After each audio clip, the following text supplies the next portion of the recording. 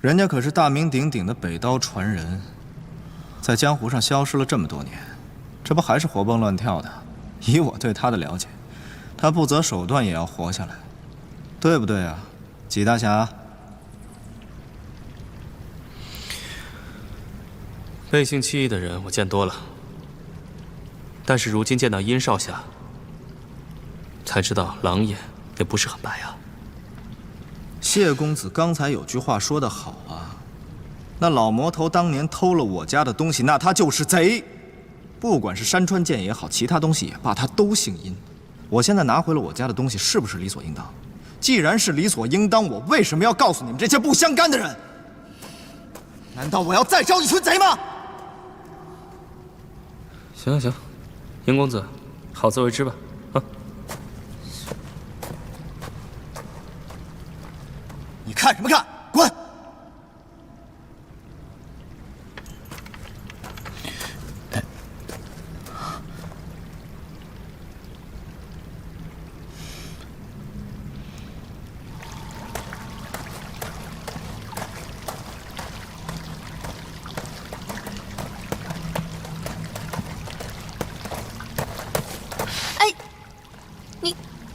你怎么又出来了？我在里面待得太烦了，总不能一辈子都在这儿吧？你又想提刀就上，跟青龙主正面对峙？那我还是有自知之明的。那就好。行了，那我先出去探查一下。哎，我陪你一起去。我轻功好，跑得快。你呢？武功好，再去打一架。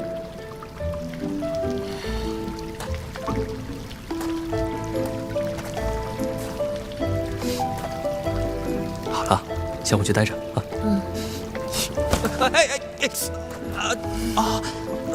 松手！哎呦！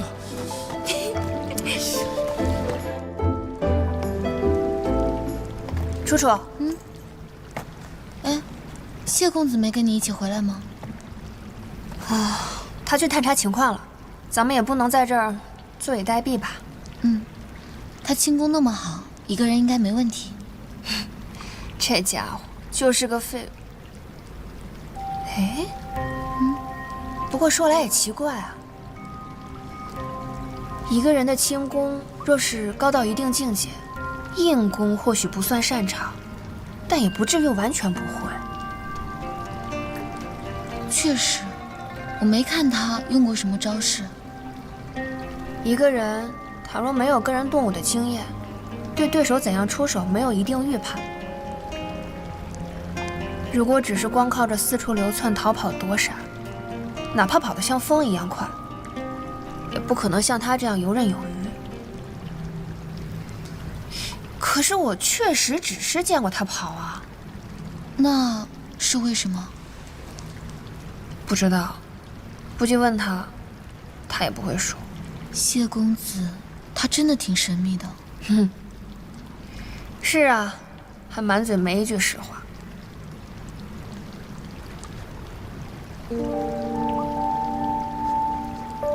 画什么呢？给你看看。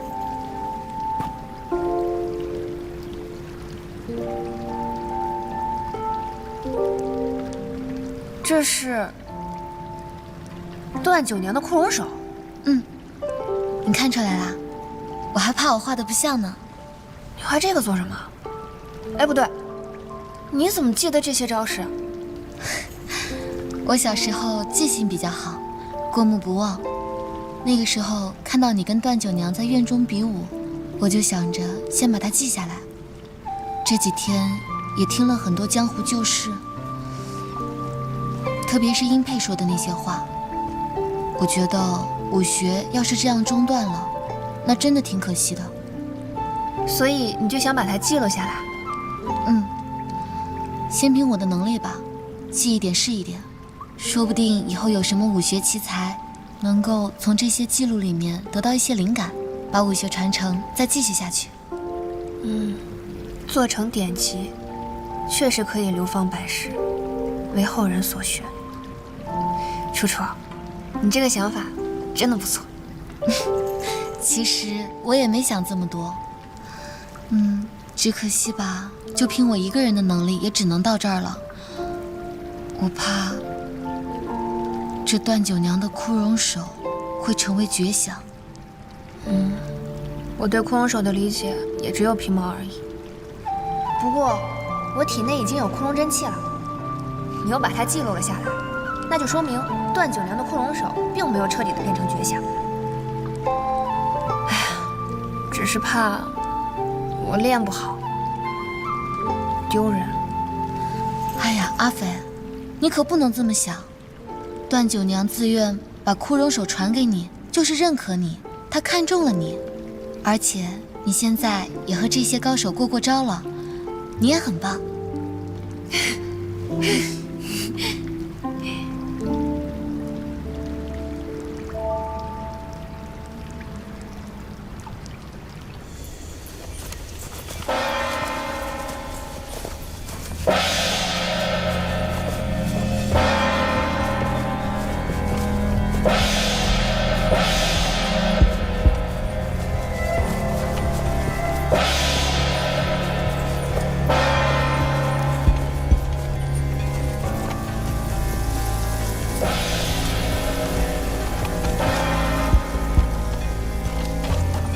人呢？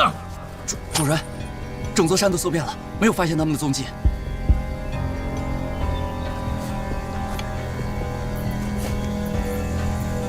现在衡山脚下，他们一定躲进了密道。传令下去，转战衡山派就职。是。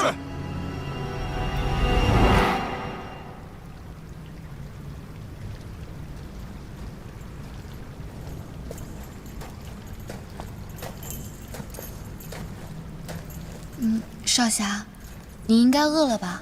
要不要吃个果子？你干嘛对我这么好啊？我觉得你这一路也没怎么吃东西，体力会不支。你放心吧，这个没有毒的。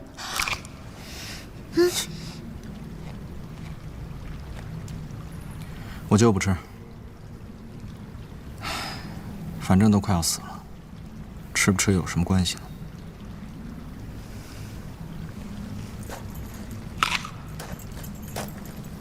哎，等一下，怎么了？你懂不懂解旋？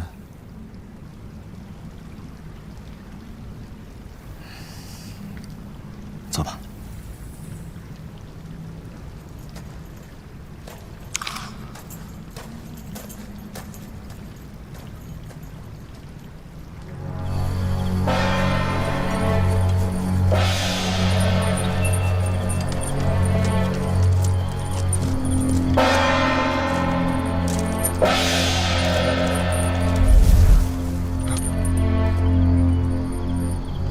听到什么了吗？是风吧？没有人的轻功能那么快。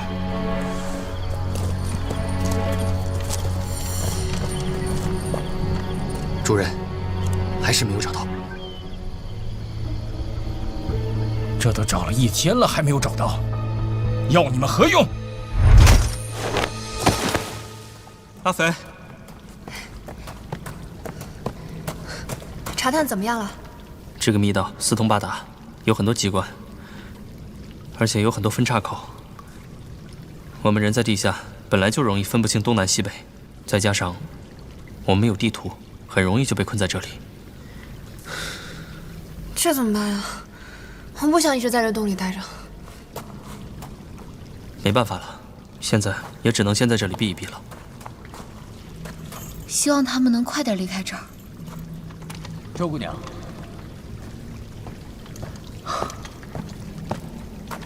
周姑娘，我听说修习破血刀者常常大器晚成，但是我看你的刀法出尘火候，你从小就开始练，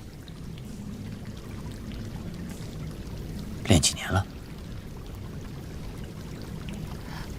我娘在我临出门的时候，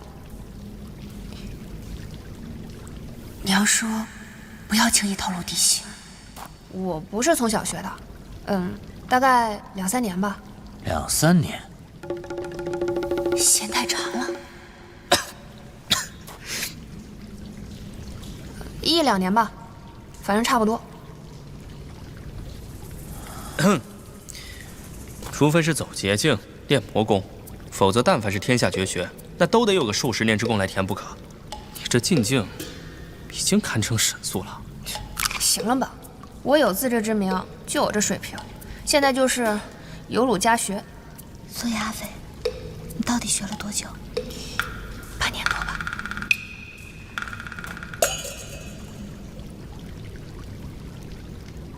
我体内还有窟窿真气，感觉正在渗透到每一世的破血道中。是啊，这一路上又几经生死，我们不怕死的周大侠被各路英雄又锤炼了一遍，也是难得的机遇啊！你偷听我说话，干嘛呢？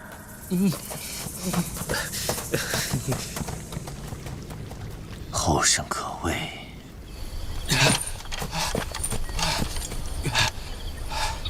主人，入口在那边。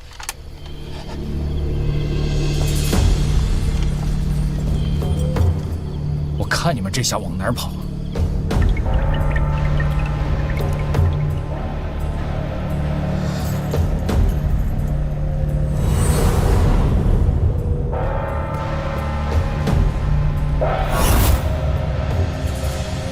当年衡山派出逃之时，密道口故意不封，就是为了拖延追兵。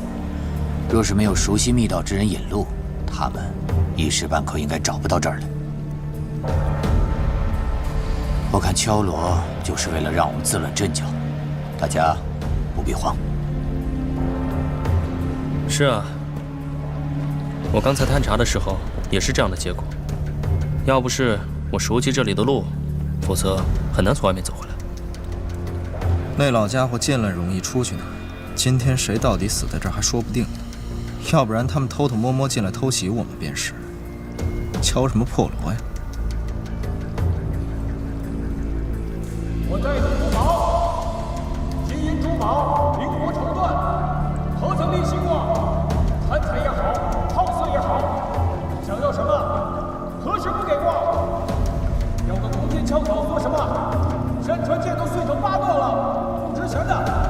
你现在乖乖的还回来，我绝不追究，好不好？看来青龙主是抓不到你，誓不罢休了。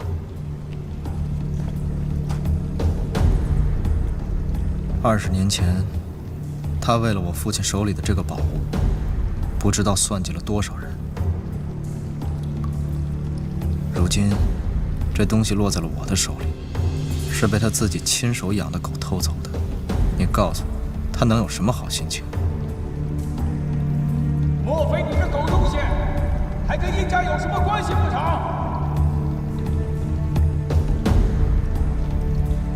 那就更不用躲了。当年殷家早被我手下这帮兄弟灭了门，你这年纪，不定是哪儿冒出来的野种呢？我最讨厌别人叫我野种。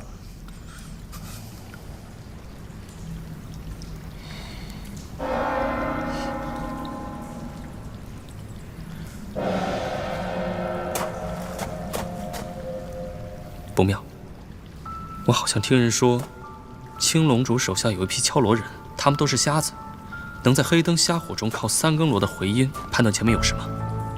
要是这样的话，那些胡同还有机关，他们根本就不用自己去探，就能及时退回来。恐怕这密道困不了他们多久了。纪大侠，要是这样的话，他们多久能找到我们？这倒不好估量。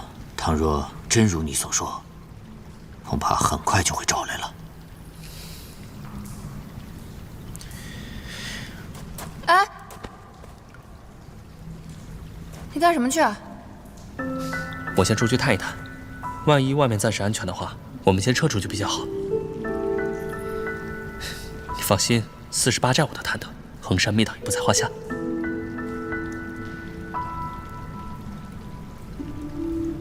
你先在这等着。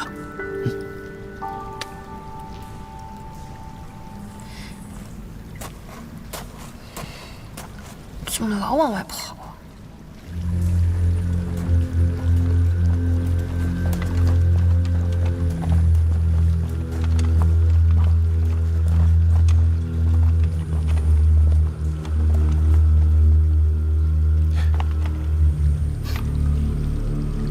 周姑娘，可否帮我一个忙？说。青龙主等杀。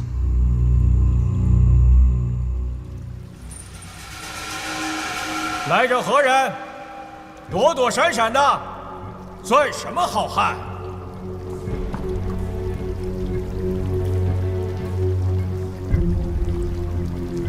往前走。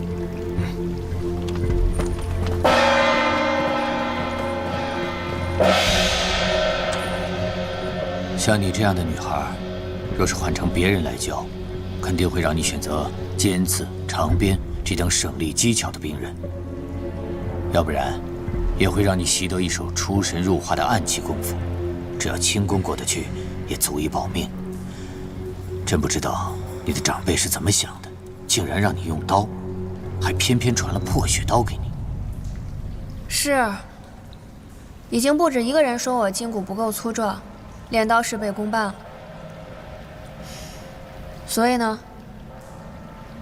那有没有人问过你，以你这样的出身和模样，即便是骄纵无能，也足以顺遂地过完这一生，让你不必在刀尖上舔血，四处颠沛流离。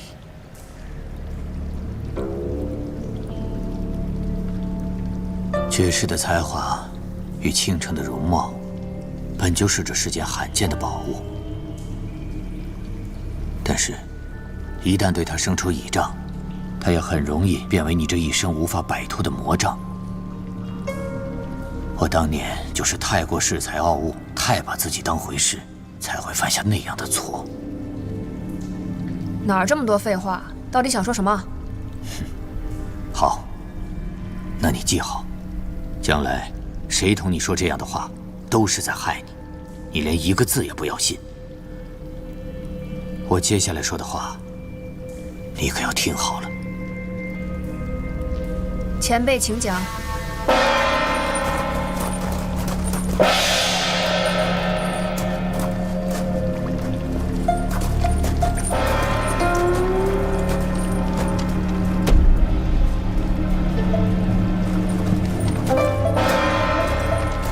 当年并称南北双刀，南刀极烈，北刀极险。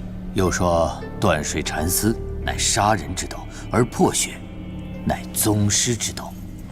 修习破血刀者，如同风雪夜独行，需心智极坚，毅力极大者，或能一窥门路。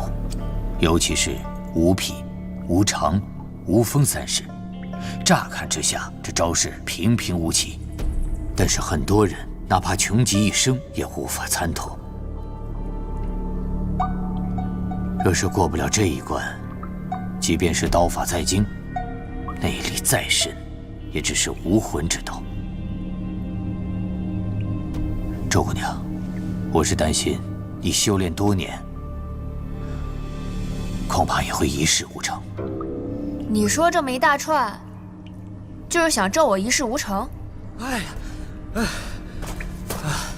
我出去探过了，青龙主啊，留了一些人在外面巡山，不过人不多，大批人马都下了密道，所以啊，我们现在出去比留下来安全。要走，我们现在就走。周姑娘，你到底是想和他们一起逃，还是愿意留下来冒一次险，与我一同杀了青龙主？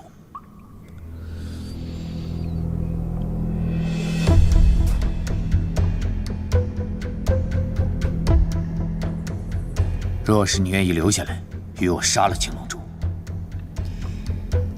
我可以将断水缠丝传给你。你只需要帮我拖住青龙主，剩下的我自有办法解决。不行！你让一个小姑娘替你升抗思想山的4位主人之一，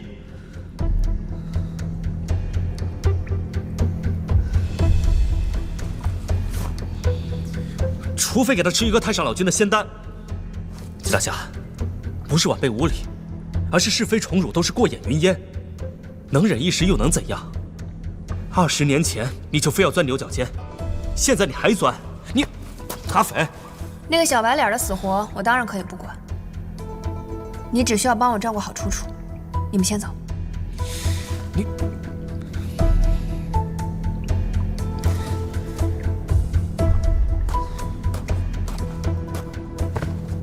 既然你说你自有办法，我可以留下来帮你。不过我的话你也听好了，我留下来是为了对付那只大老鼠。至于别的，你不必教，我也不会学，更不会转投其他门派。南北双刀并行，我看在我外祖的份上，本不该对你不敬。但如今见识了你这样的前辈，少不得也要说一句。 断水蚕丝算什么东西了？哼，是啊，断水蚕丝，它不算什么东西。但不管如何，谢过姑娘了。我们先去把洞堵上吧。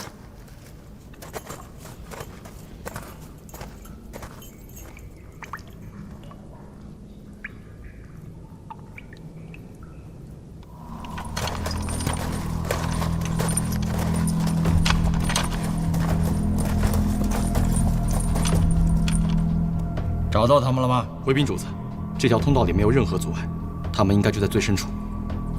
好，继续往里追。是。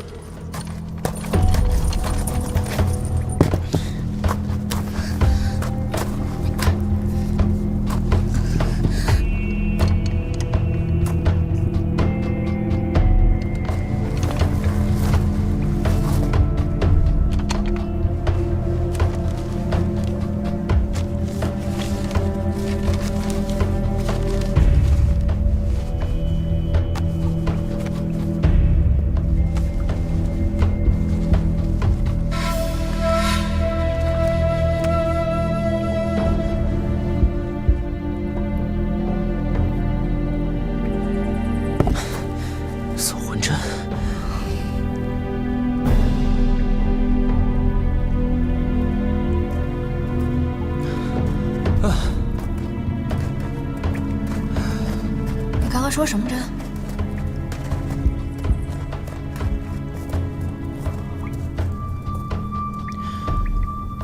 周姑娘，想要应对青龙主，只有我北刀招式可以牵制住他。别看我现在如同一个废人，但以我曾经的功力，足以与青龙主一决胜负。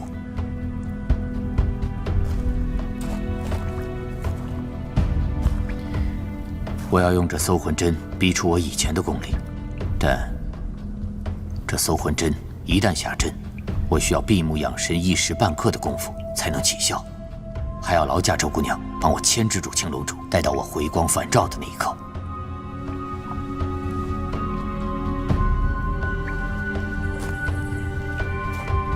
好。先前你看不上我北刀，那我可否以断水蚕丝？ 向你领教一二。怎么领教？说我不能武斗，周姑娘可知何为文斗？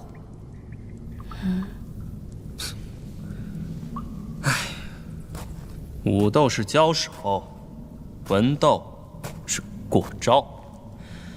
文斗中人呢，或者只是互相解说招式，或者是在互相不触碰的情况下比划个一二，谁也不伤谁，非常和平。周姑娘，请。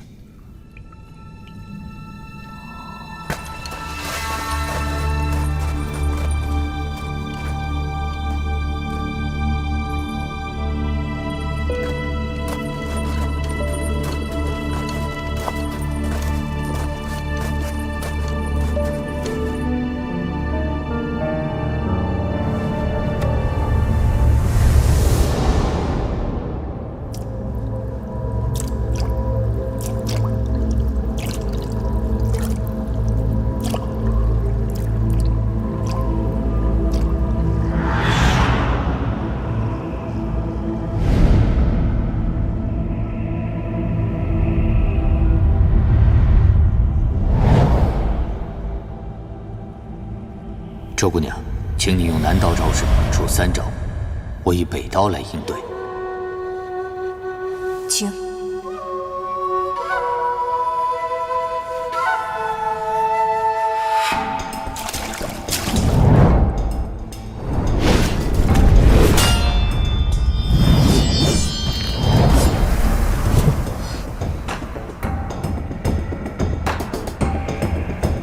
怎么突然之间，阿斐的状态就变了？因为在阿斐的眼里，他刚才已经被断水缠丝一刀两断了一次。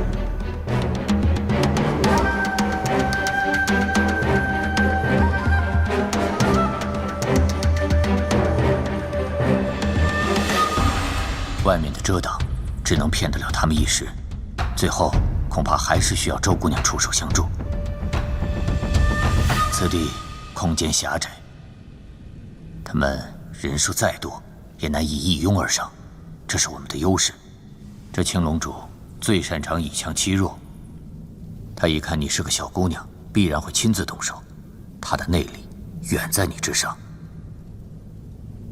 你所能倚仗的就是绝代刀术，接下来我就让你看一看这绝世的杀术。在这1宿时间内，若你能在此刀下走上20招，青龙主一时半刻奈何你不得。再来。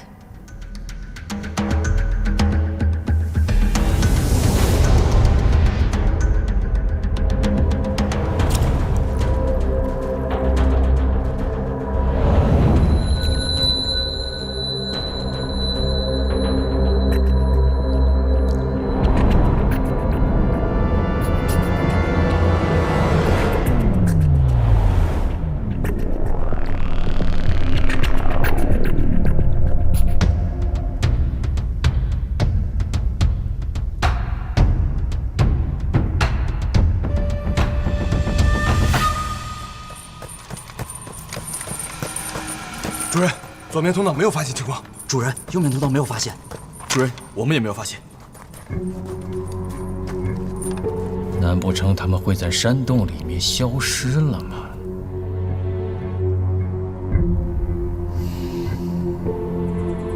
去把顺风锁给我叫过来。得令。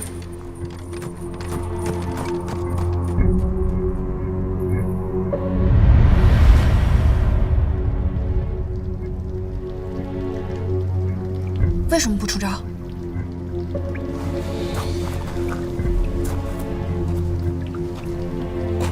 因为除非与你对阵的人功力远逊于你，否则你刚才那一招要是变不过来，不是兵刃脱手，就是伤了自己。连你都看出来了？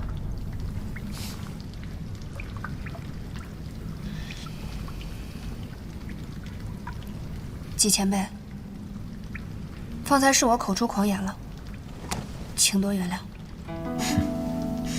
哎，季大侠，您说的一时半会儿，到底是要多久啊？是一顿饭、一盏茶，还是1个时辰？要是1个时辰的话，那我现在就去给大伙买几个棺材，还能便宜一点。说什么呢？一边待着去。薛公子，这个还真的不好估量，也许1盏茶，也许就是1个时辰了。谢公子，你是不是还想劝劝阿斐啊？这个丫头片子，耐心就2张纸那么厚，我要是再说下去，就是喋喋不休的讨人烦了，要被她在心里踹飞2里地了。阿斐虽然脾气不大好，但是他是我最值得信赖的，你别这么说他。软化必然是不行，这要是来硬的，可就不是2里地那么简单了。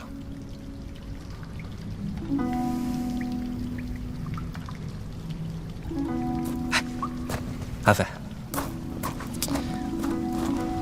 阿斐，阿斐，啊，我还要带吴小姐走呢，万万不能待在这里。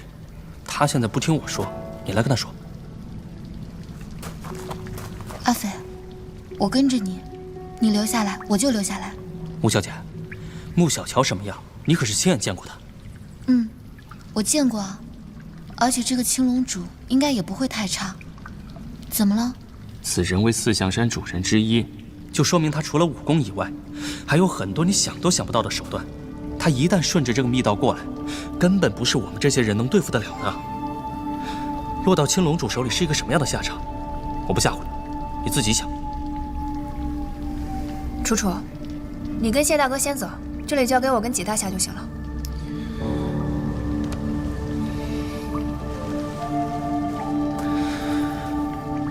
我以为一个人最难的，未必是要有惊天伟地之才，应该先知道轻重缓急。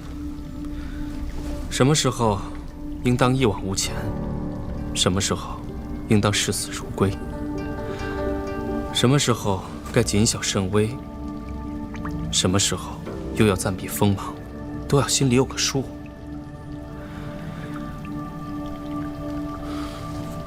该勇时优柔，该退时发疯，也不知道是哪家君子不合时宜的道理。姓谢的，你是在指桑骂槐吗？我只希望我指的人能够明白我的一片苦心。你以为我就不想回家再好好练练刀吗？只是像青龙主那样的霸主，必须早死。谢公子眼光独到，看得出来精通不少兵刃，可有专攻过刀法？惭愧，在下专攻的只有一门，就是如何逃之夭夭。单刃在前是刀，双刃是剑。刀乃百兵之胆，因为有刃的一侧永远在前。不错，只要不是自己抹脖子。若是没了这点精气神，什么断水沉思，还是破血，都成了凡铁蠢物。我就是前车之鉴。破血刀有劈山撼海、横切天河之势，如今当斩之人近在咫尺，他杀心已起。你若此时劝他退避，想必他这一辈子都会记得此时的无能与怯懦。纵使他能够活到7老80，那他在刀法上的成就，恐怕就止步于此了。不用说，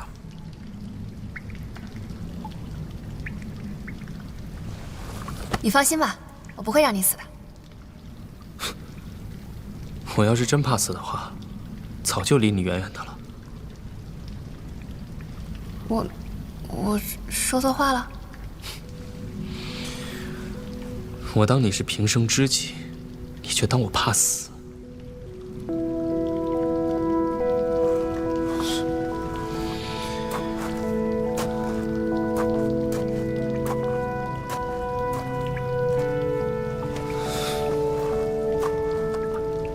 几大侠的搜魂针凶险，我替你把关护法。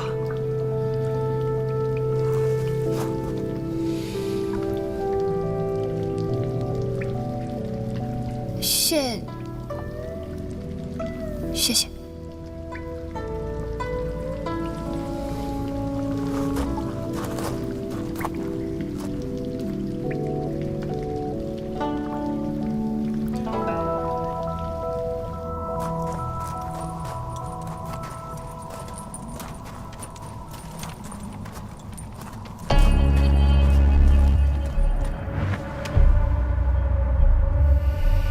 现在就指望你了，不要让我失望。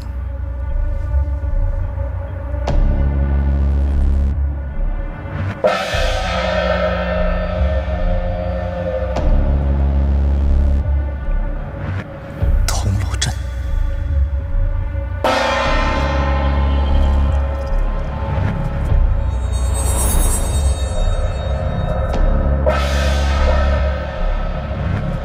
周姑娘，时间不多了，再来。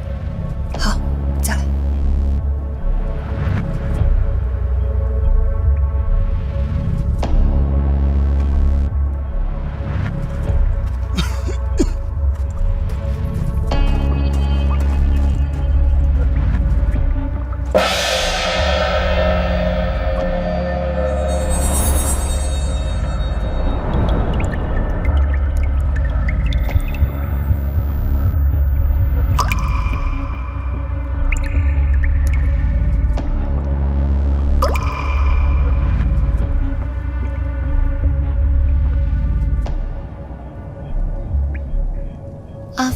不是遇到什么麻烦了？其实，如果几前辈武功没有废的话，阿斐倒不至于没有还手之力。为什么？他的武功杂而不精，与人交手时又颇有极致，常常能出其不意。尤其是跟那老道士学了伏幽阵之后，他这千变万化的风格，更是如虎添翼。即便真的遇上青龙主，也能周旋几拳。可关键就是，他与几前辈并不是真刀真枪的动手。不是真刀真枪，又有什么关系啊？文斗，在外人看来，可谓是又平和又无聊，因为你根本看不懂两个人在比划什么。但是对刀法和剑术的要求却是极高，因为在武斗时，灵敏、力量、内外功夫，甚至心态，都有可能会影响。你的意思是说，阿斐坐在这儿文斗，会限制了他的发挥？是啊，眼下几大侠就坐在下面，阿斐不能围着他上蹿下跳。首先伏幽阵法就使不出来了，而且他也不会用一些乱七八糟的小招数去对阵断水禅丝，他只能用破血刀一招一式的与他你来我往。这确实也是为难阿斐了。几大侠是北刀的集大成者，虽然武功已经废了，但一点一动俱是步步惊险，能轻易将人卷入他那看不见的刀锋中。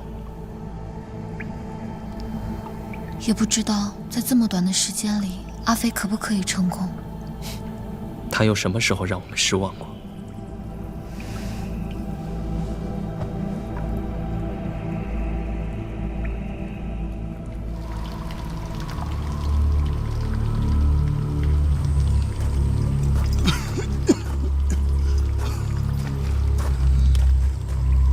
主人，找到了。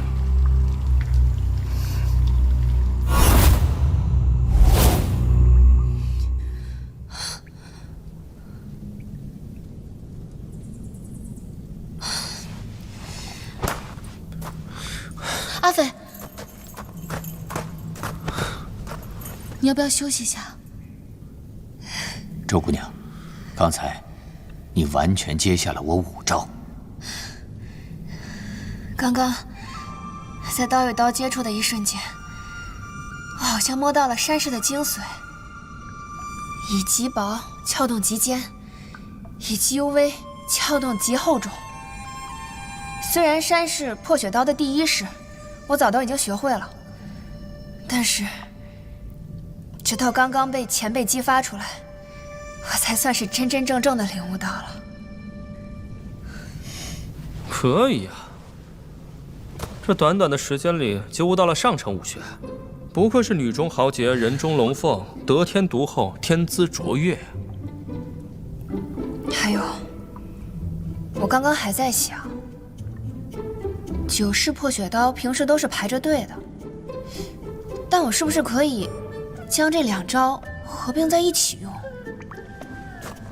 据我所知啊，单刀的时候你向左砍就没有办法向右劈，因此2招并作一招肯定是不行的，除非是融会贯通的大家才能改良招式。道理是这么个道理，但是我忽然发现，每次我辅以不同刀式的时候，我体内的枯荣真气仿佛都是在提点我刀中之意。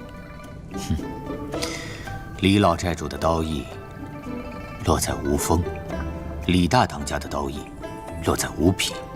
姑娘，那你的刀意呢？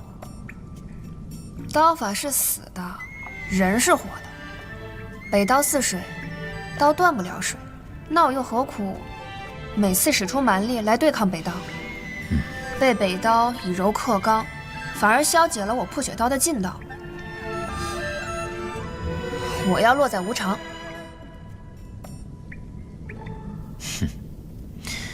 不愧为南道的传人，周姑娘，你在武学上的悟性极高。我看青龙主应该很快会到，不如趁热打铁。好。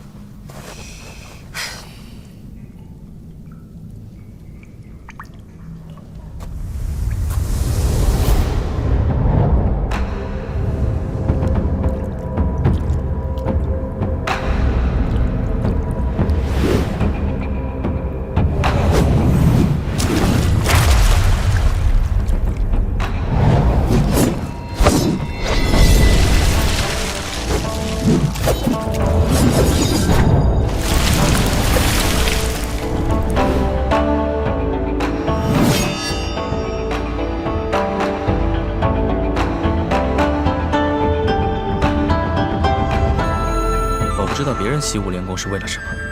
有的人呢，可能是奔着开宗立派去的；有的人，可能终生都矢志不渝地追寻着天下第一。但阿斐这里，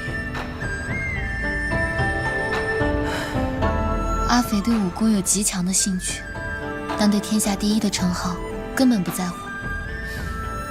是啊，他争强也好胜，但这争强好胜的心并非十分执着。这说起来，倒有点像五柳先生，没有会意，便欣然忘食。谢公子真的很懂阿斐。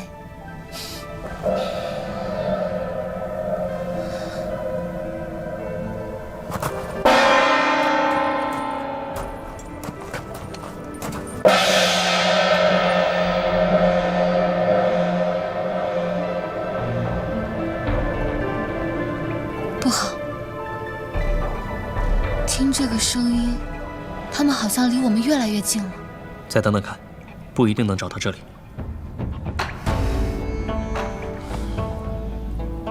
他们两个这时还需要多久啊？以他的悟性，倒也不难，只是这周围一直都是吵吵嚷嚷的破锣声，很容易扰乱他的心神。不知道他还能不能扛得住。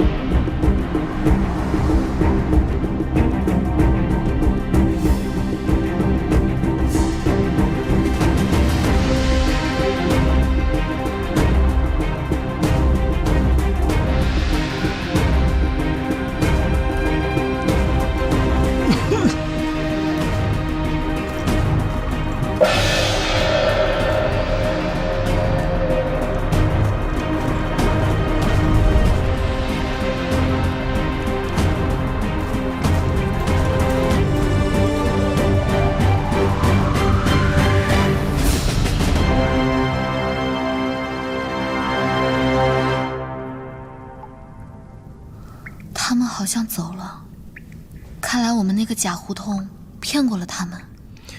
也许吧，但是他们没有那么好骗。希望还能再撑一会儿。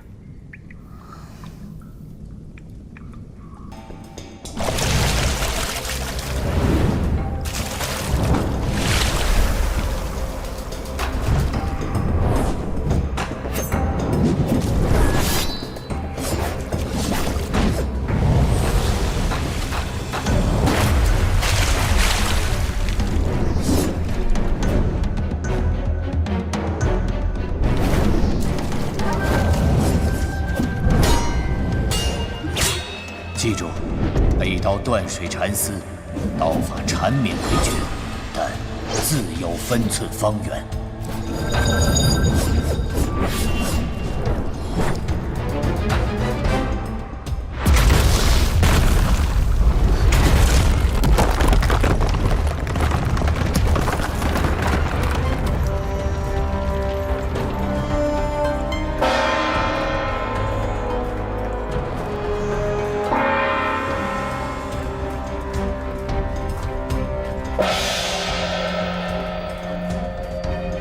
没事，我先拖住他们。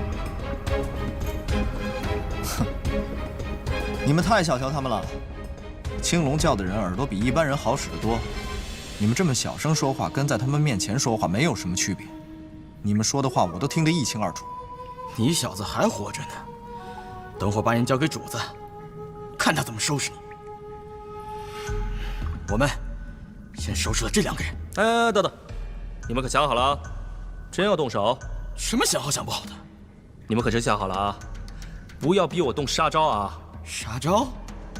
哼，我倒是听听你怎么杀。我本来呢是心怀慈悲的，把这个洞口堵上，不想让你们来寻死。结果你们倒是真挺会寻死啊！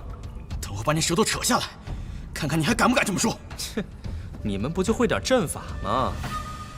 其实这种阵法啊，非常的不堪一击。这种阵法内含五行生克变化之力，一人击罗，引致敌方进攻，自示弱点，其余4人绵延而上。这5人互为手谕，又与其他组互相交换，因此变化无穷无尽。哼，知道此阵法的人多的是，这算什么？但知道破绽的人可就不多了吧？破绽？你不可能知道。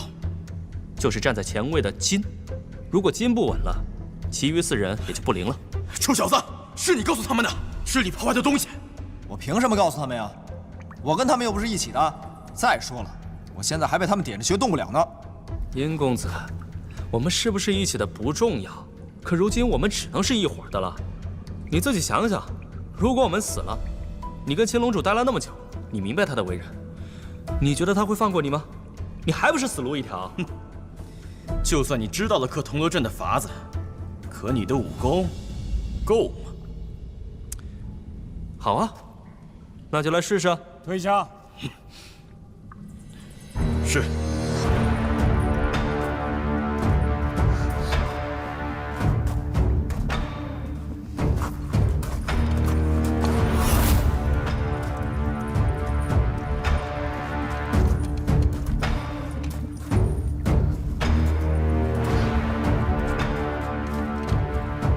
等你们一宿了。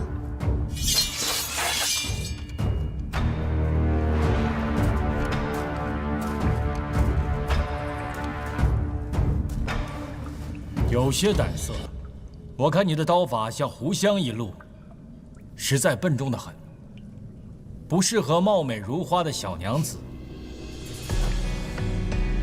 我方才又琢磨了一下，还是觉得杀你很可惜。这样吧，你要愿意跟着我，你以前做过的一切，在我这儿都能一笔勾销。哦，是吗？跟着我吃香的喝辣的，进来出去，都有人周到的伺候着。你喜欢什么就有什么，金玉珊瑚随便带，总比你现在这寒酸的样子强吧？那我杀了你的人，破了你的破罗大阵，这也能一笔勾销吗？跟你这漂亮的小脸蛋儿比，都能一笔勾销。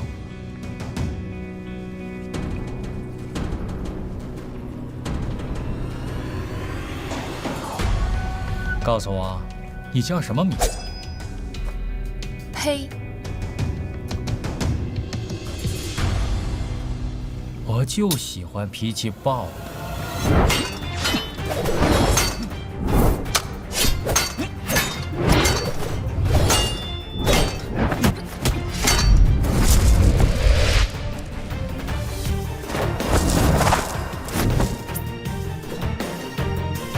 你们这帮人真够可以的，居然派一个小丫头去对付青龙主。你们是不知道这青龙主有多卑鄙，太自不量力。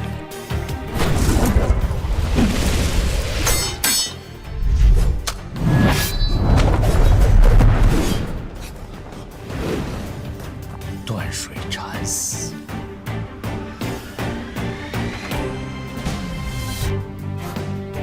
都这个时候了，那个自身难保的老家伙竟然还教了你2招。不过可惜啊，在我这儿现学现卖可不行。对付你这样的废物足够了。臭丫头，方才竟然虚晃了2招。我还记得第一次与你交手的时候，你不过是个虚张声势、虚晃2招就会逃跑的生手。这没过几个时辰，真让我刮目相看呀！你算什么东西？我又改变主意了。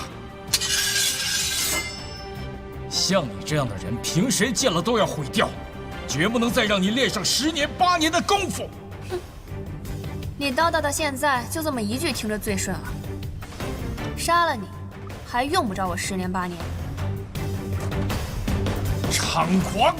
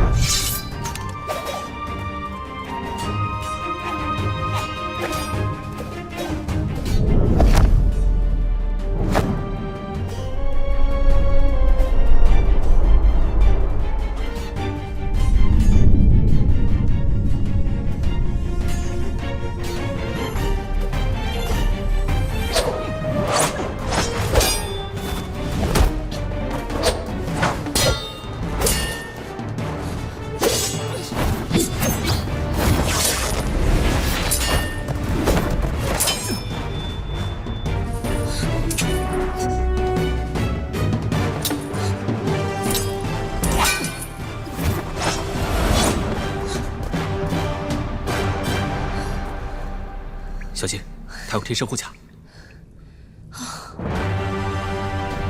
怪不得我砍不动，我还以为他刀枪不入呢。要不是他那破护甲，我早就把这老家伙的胳膊给拧下来。干什么？帮你。帮我什么？挡刀啊！小白脸，看戏看够了。当年蓬莱有一巧匠，据说双手可以点石成金，打造出许多神兵利器。除此之外，还有一件暮云纱。据说此物通体皎洁，不沾烟火，在暗处时，仿佛一片涌动的月光。入手极轻，穿上它便可刀枪不入。据我所知，这件暮云纱乃山川剑殷问兰为其夫人所定做的。阁下穿在身上，不觉得有点紧啊？你到底想说什么？我只是有点好奇，既然殷家的东西都在你手里，你为什么不是第二个山川剑呢？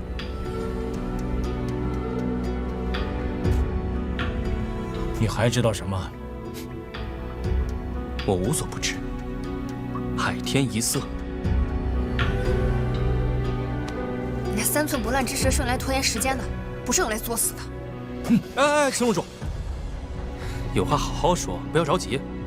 海天一色这4个字，哪个是你的仇人？改天告诉我一声，在家保证不提了。臭小子！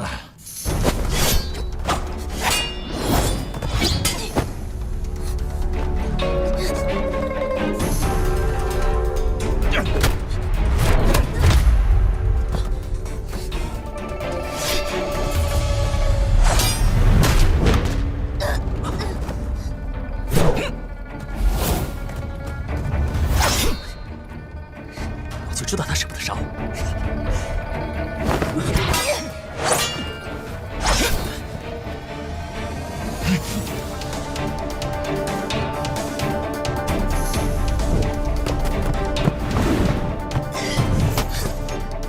你干嘛？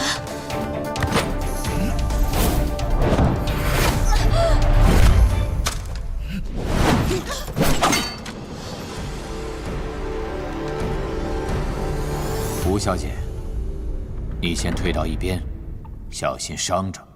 好。你不是已经废了吗？哼，你认为北刀已废，所以你才如此高枕无忧是吗？郑罗生，这些年来你在武学上毫无长进，看来也不是没有缘故。哼，不愧是关外北刀，人都废了还能重新站起来。好，正好，我正愁无缘得见双刀一剑到底有多厉害。今天我倒是要见识一下，我这些年没有长进，我倒要看看你这个北刀能有多大的长进。有一事我先问明白，殷家老小死在你的手上，这没冤枉你吗？与你何干？是又怎样？不是又怎样？殷文兰，那一代宗师，殷家庄上上下下上百口人命，就毁于一夜之间。这个与我相干。既然问清楚了，事情就好办了。纪云辰，别说你废了，就算你没有废，你也未必胜得了我。谁胜谁负，谁高谁低，这都已经不重要了。重要的是，今天我要取你性命。我倒要看看，你一个废了的北刀，能翻出多大的浪。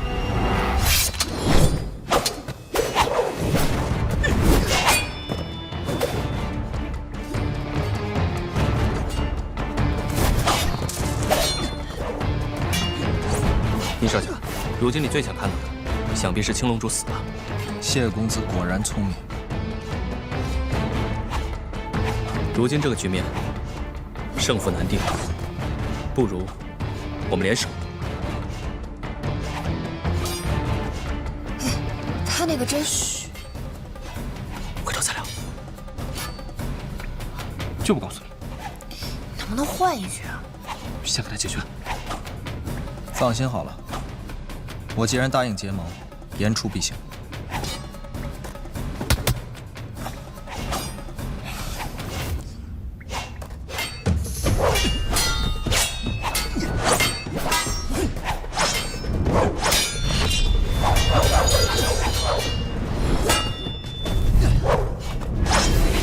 我一直以为杀气便要腾腾，一直到此时，我才发现真正的杀气，那是极幽微、极平淡，不显山不露水，却无处不在。这才是真正的杀人之道啊！留给几大侠的时间不多了，搜魂针起效之后，不会坚持太久。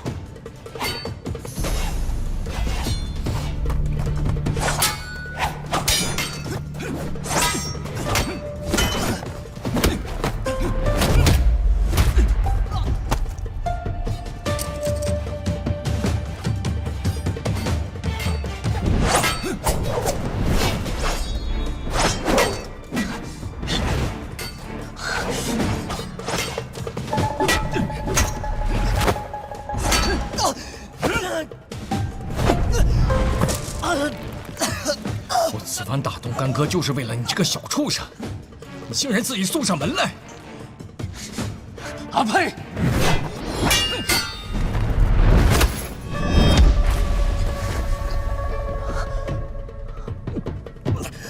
这明月杀真的不适合你。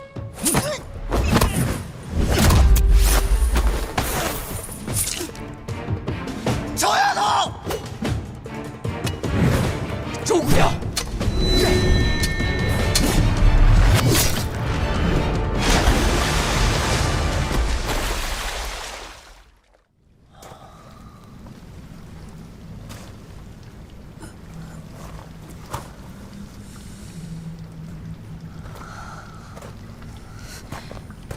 季前辈，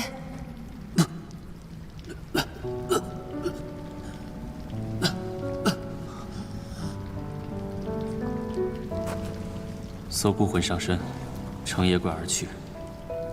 搜魂针，又名大还针，是关外的一种秘法，能叫人一日千里，死灰复燃。无论是多重的病，多要命的伤，都能盖过。但是，起死回生，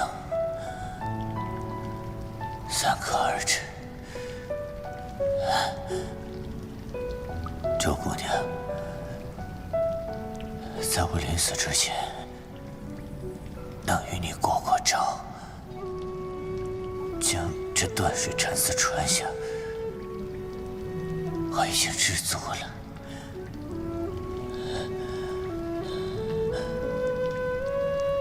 我已经不在意什么南道、北道。我记得尹大侠曾经对我说过，往后这几十年，有的是你们刀山火海要闯。我只是不希望你们这些后生无端折在我的手上而已。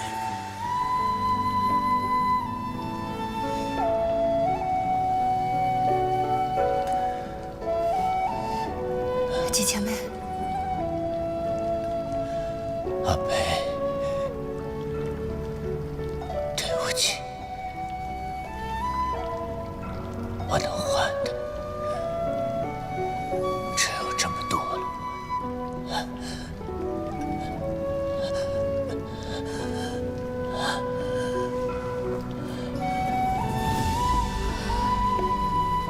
走吧。真的没有办法救了吗？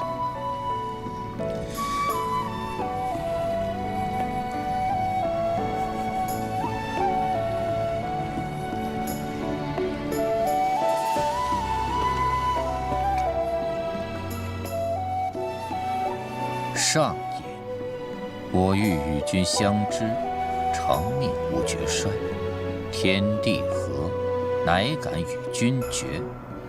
哼，这些文人就喜欢舞文弄墨，酸诗酸词，倒不如我挑遍武林高手，开宗立派来得爽快。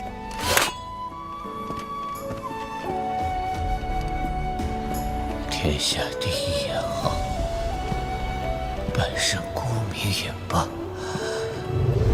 一切都随风。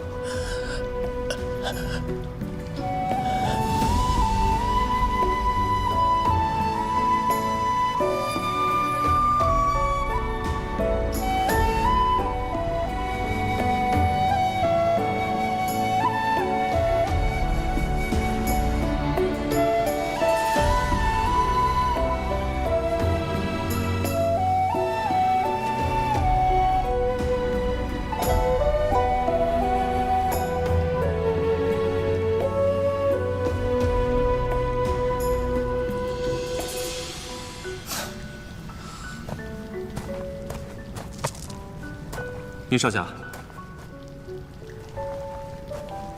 你杀了青龙主，又搭上了齐大侠，你的大仇得报了。那么10余年的养育之恩，又怎么算呢？人都死了，正合他意吧。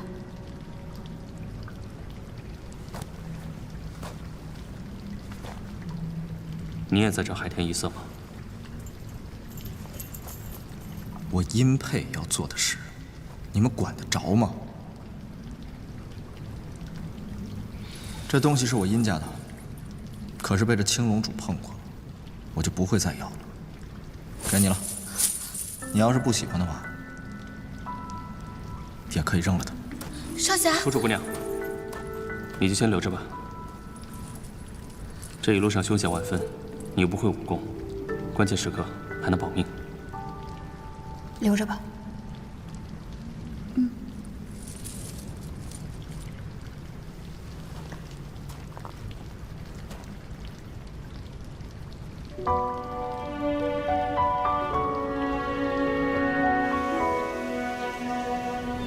像几前辈这样的绝世高手，却只能隐姓埋名，英雄难寻。前辈初出茅庐，便一刀经世，今有幸得见断水禅师死而复生，我周飞铭记于心。前辈说，刀是做事用的，不是做人用的。在此，我也向您许诺，断水禅师不断，我周飞必不负手中之刀。忆锦时，潇洒出风尘；惜如今，一匹黄土尽掩志。纪大侠用尽一生去弥补这个错误，无论如何，至此也是一笔勾销了。前辈的担当，晚辈着实佩服。希望来世，前辈还可以尽显风采，一展抱负。纪大侠，我们都知道你最放不下的就是殷沛，希望他能够早日理解您的良苦用心，回到正道上，不负殷家的侠义之名。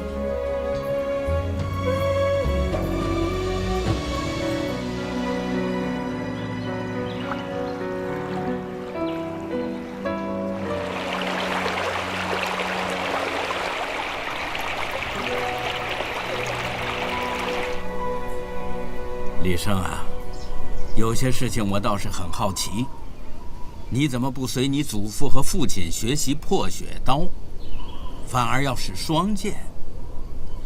我们48寨各路门派混杂在一起。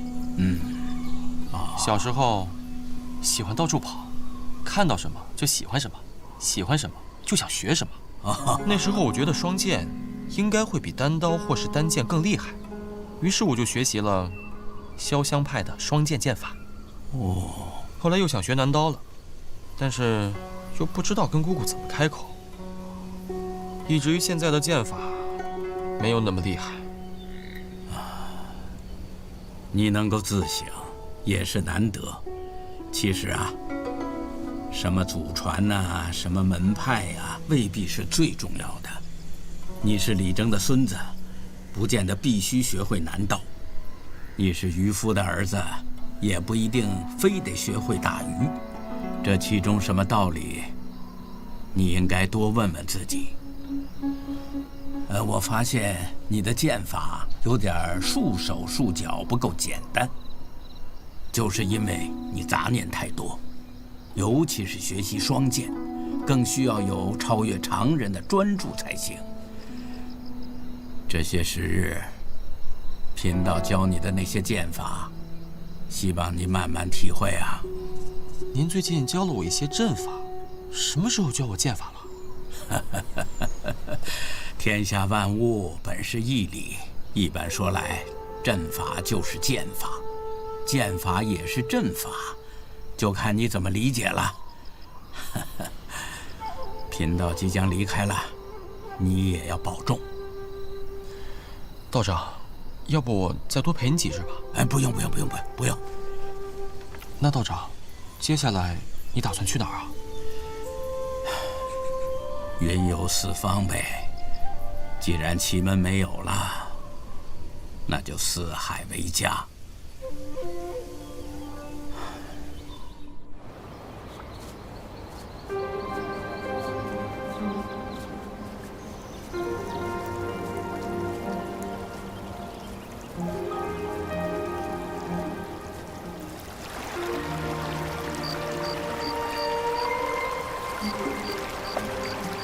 我们已经走了好几个时辰了，楚楚跟着我们奔波这么远，也不容易。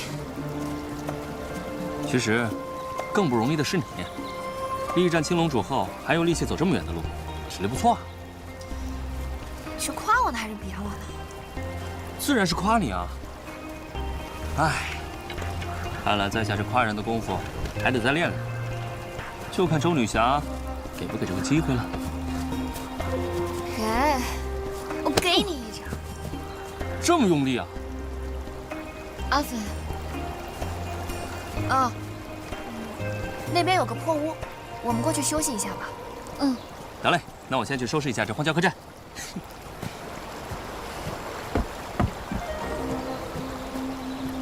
阿飞，对不起啊。什么对不起啊？你和谢大哥都是习武之人，我走得太慢，耽误你们行程。没有的事儿，别多想。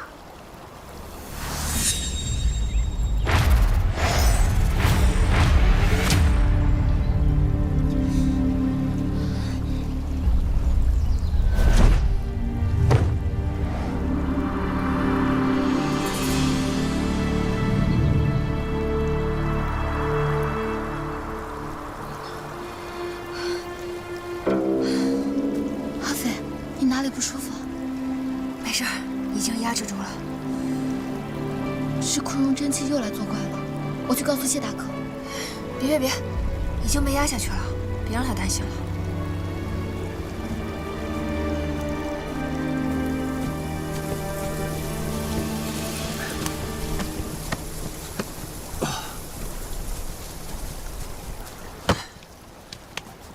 哟，二位客官，远请。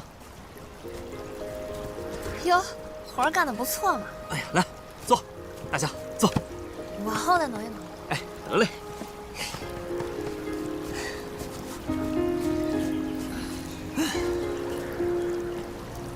阿飞啊，以后再遇上青龙主这样的对手，你可不能再这么莽撞了。那像你一样怕死吗？哎，原来我在阿飞心中是这般模样。我，阿飞，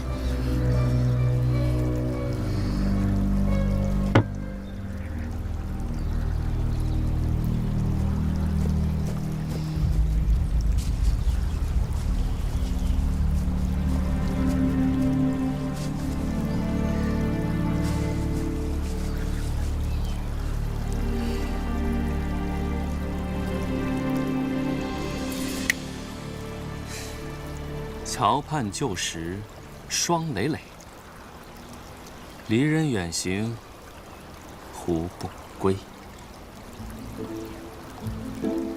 这又是你的新作？嗯，新词。怕死令。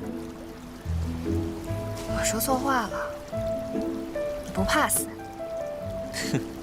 阿飞，你明知道打不过青龙主，为什么还答应几前辈那么做？我就是觉得，凭什么他们能饿得这么理直气壮，得意洋洋的呢？凭什么这帮恶棍能够堂而皇之的将20年沉冤贴在脑门上招摇过市，反而那些白骨已枯的好人却成了他们标榜的旌旗？这岂不是无数个敢怒不敢言给惯出来的？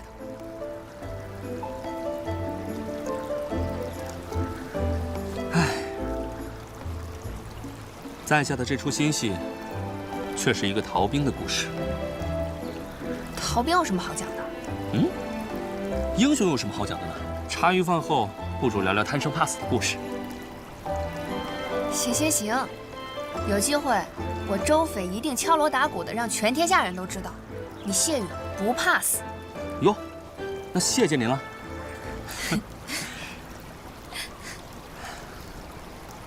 那你继续讲讲你那个逃兵的故事吧，我倒真想听听。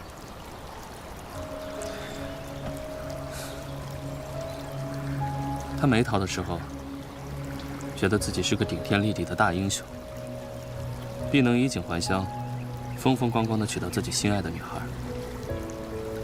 可后来发现，朝廷不用他顶天，也不用他立地，根本没把他当人。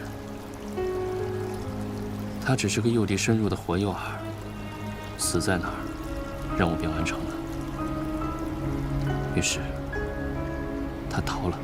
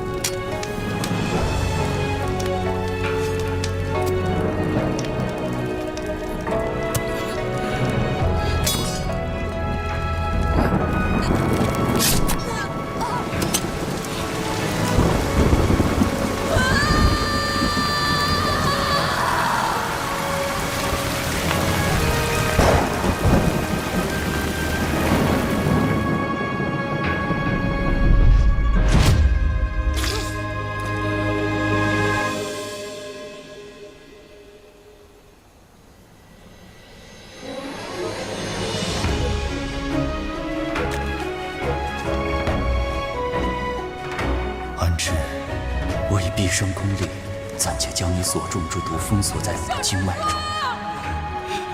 此后你虽不能再使用武功，但请代替我好好活着。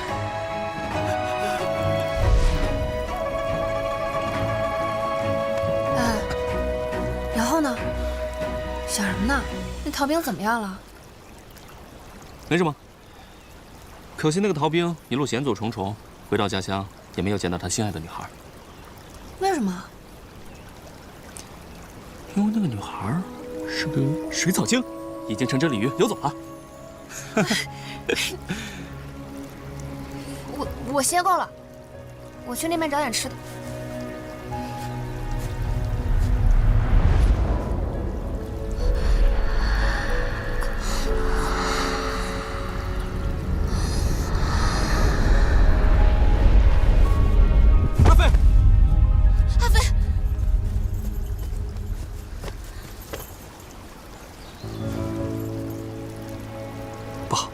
脉象不稳，定是两股真气又开始作乱了。那如何是好？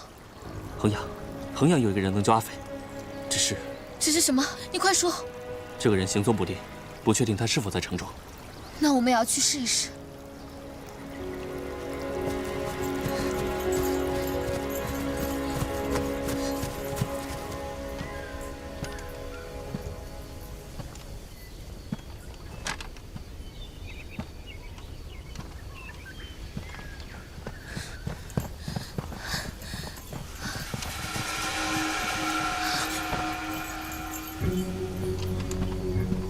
来者何人？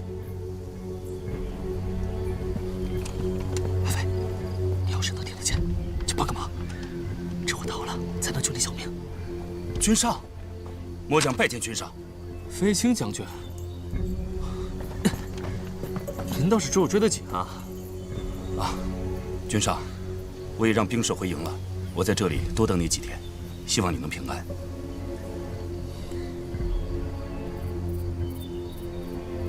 朱姑娘她怎么了？说来话长，总之情况不太妙。君上，还是跟我回营吧。周姑娘这病不是军医能治得了的，衡阳城里有武林人士可以援手。温将军，就此别过了。可是，还可是什么？周姑娘有个3长2短的，你担罪得起吗？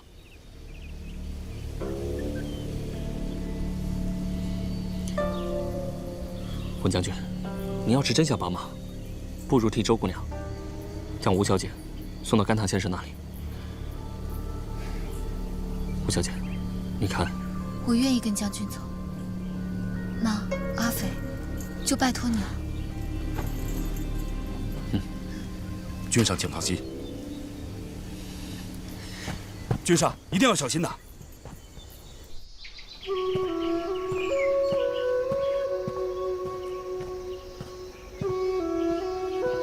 爹，好疼啊！阿飞，还疼不疼？疼。哪里不舒服？爹，你的背今天怎么这么硌得慌？坚持一下，阿飞。爹，你的背今天怎么这么硌得慌？阿飞，说什么呢？我说爹，你怎么瘦了？背靠着没有以前舒服。那就只能先委屈你喽，阿云。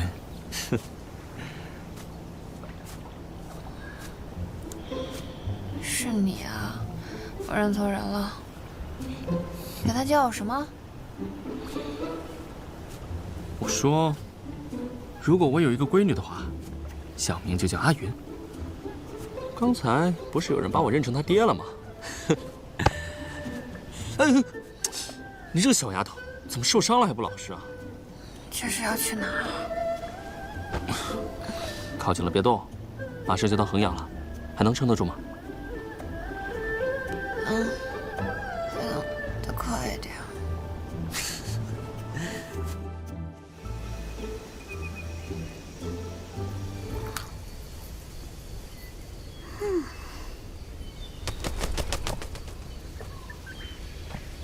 大当家，这已经是第5封信了。倘若甘棠公还是没有回复的话，恐怕就……马总管，有件事我想麻烦你一下。大当家尽管吩咐。寨中事务繁杂，我不便抽身。王老夫人下山已有月余，一点消息也没有，也不知道接到吴将军的子女没有。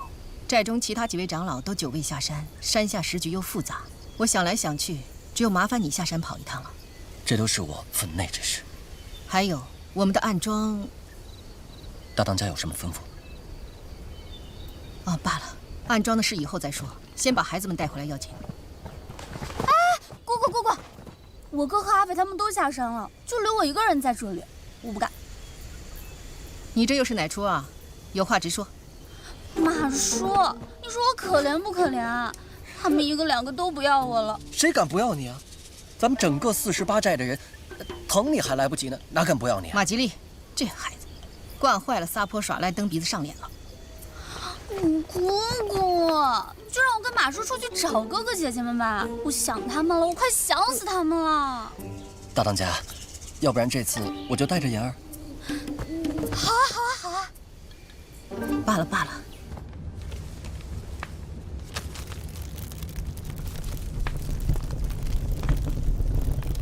这是第几封信了？回大庄主，已经是第5封了。这些信一封比一封挨着紧，看来李锦荣还是耐不住了。我们的鱼要入网了，让古天贤也准备。是。顺道，我要去趟衡阳，去会一个故人。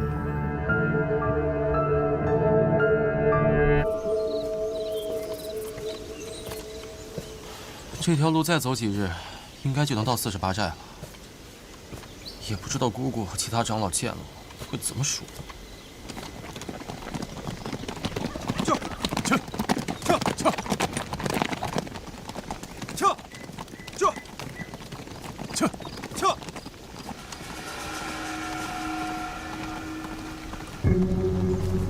庄主！庄主，我们已经在这儿疾行数日了，不如在此地休息片刻吧。不成，咱们的时间不多了，衡阳城那边还在等咱们的消息呢。这种紧要关头，要是没有我，他们可不成了。那分明是地煞的装扮，他们跑到这一带做什么？庄主，如果时间紧，属下倒是有个减少时间的办法。快说。在这山林之中有一条通往衡阳城的小路，如果我们走小路的话，会比走大路少走很多路程。那也好，那咱们就先在这儿休息片刻，等休息够了，咱们就抄小路上山。是。衡阳城，地煞究竟在打什么算盘？吴小姐，实在不好意思，要你走这么崎岖的路，不过这里很安全，比大路隐蔽。将军没事的，其实我们可以走快一点，不要耽误了行程。也不知道阿斐他现在怎么样了。啊，小姐请放心，有君上在，周姑娘一定很安全。那就好。小姐当心。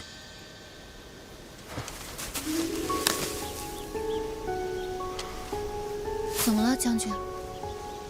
这里是猎户部的陷阱，看样子这个林子里多的是。这样，吴小姐，你在这儿等我，我去探探路，马上就回来。将军小心啊。嗯。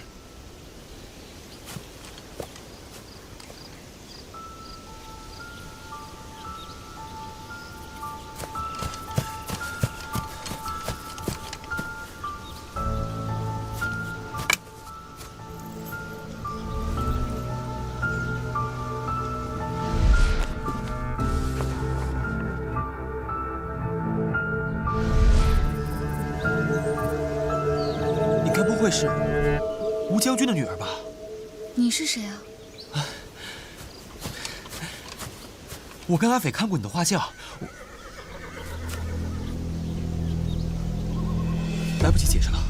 地下的人在后面，你得赶紧躲起来！快快快！哎，这里都是陷阱。陷阱？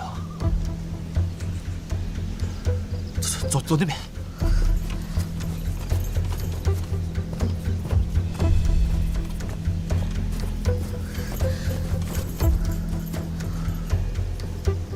公子，你为什么救我？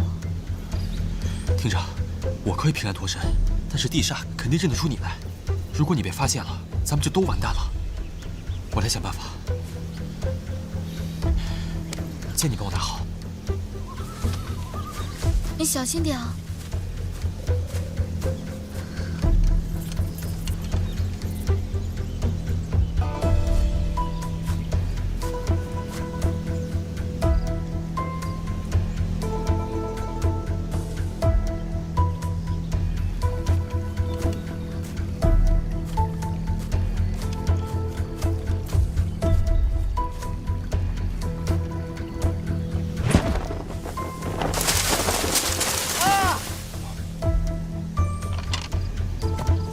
林庄主，前方林子里好像有动静，去看看。是。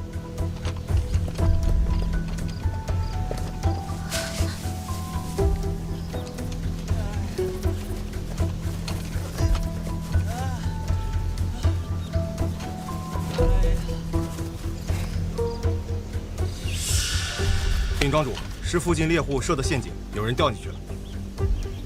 什么人呢？看清了吗？约莫20来岁的年轻人，该是过路的。拉上来看看。是。哎呀，这里的猎户真够狠的。上来。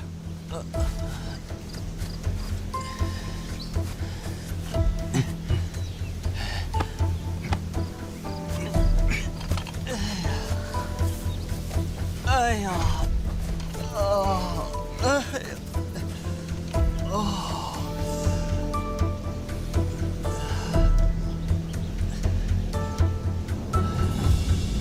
是谁呀？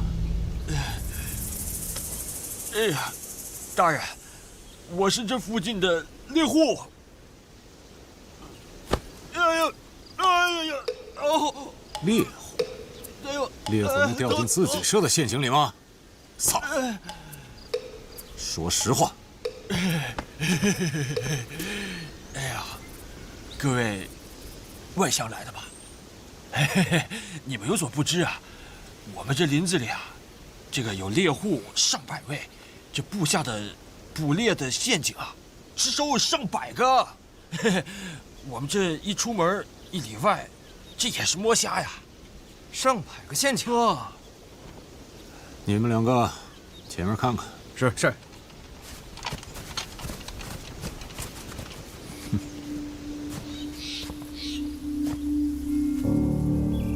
据报，原来是地煞之一的古天险。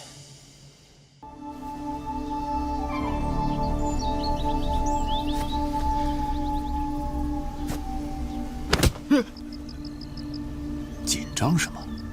不是个猎户吗？呀！他，手劲儿真大呀！郑庄主真大呀！前方100步之内，就有明着的陷阱7、8处，暗着的就……一开大人，我没撒谎吧？改道！我误了大事。还说这是去衡阳城的近路，蠢蛋！走。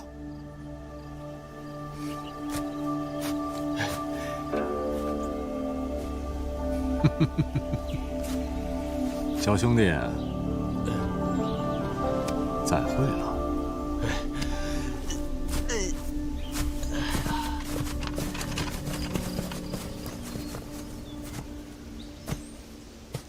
吴小姐，出来吧。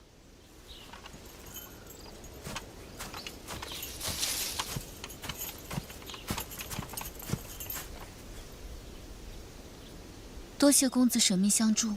啊，你的伤没事吧？哦，没事儿。吴小姐，将军，你是何人？将军，这位公子从地煞手里把我救下来了。地煞。哦，多谢义士出手相助，敢问高姓大名？不必谢。吴小姐，你的家人呢？怎么只有你一个人护送？你是知道？将军不用紧张，他既然知道我的身份，必然知道内情，应该是自己人。我还要多谢这位公子舍命相救呢。公子，我先把剑还给你吧。不敢当，这本来就是李某之责。我是48寨的人，长辈曾经托付我们去接应你们一家，所以在下山之前看过你的画像，恰巧认出。原来是这样，那你认识阿斐吗？当然。看来你见过阿斐了。他和48寨其他人呢？说来话长，阿斐现在在衡阳城，他拜托这位将军送我去甘棠宫那儿。甘棠宫？你们要找我姑父周义堂？啊？那你就是阿斐的表哥？是啊。那这么说，你不就是48寨李大当家的侄子，南刀李征的孙子？是啊。哎呀，那巧了，李公子，在下文玉，是甘棠宫的副将。飞卿将军文玉。文将军，方才地煞的古天险出现在了附近，我们得赶紧离开，以免夜长梦多。来的竟是古天险？是，我看到他们令牌了。地煞来意不明。李公子，请速与我回营，将此事禀明于甘棠宫。不行不行，文将军，我刚才听到他们要去衡阳城，我担心他们会去衡阳城图谋不轨。我觉得你得把这个消息火速禀报给我姑父，让他提前做好准备。你们，这里离48寨不远，我可以带吴小姐边走边藏，很快我们就能回去了。不妥，你们一个是吴将军的后人，一个是甘腾公的侄子，我怎能让你们置身险境呢？文将军，是衡阳城的百姓重要，还是我们的个人安危重要？温将军，李公子说的对，现在不能让地煞有可乘之机。如果他们的意图在衡阳城的话，那里的百姓是最危险的，更何况阿斐他们还在城中呢。既然这样，那你们速回48寨，路上一定要注意安全。吴小姐，给。多谢将军。告辞，保重。吴小姐，请吧。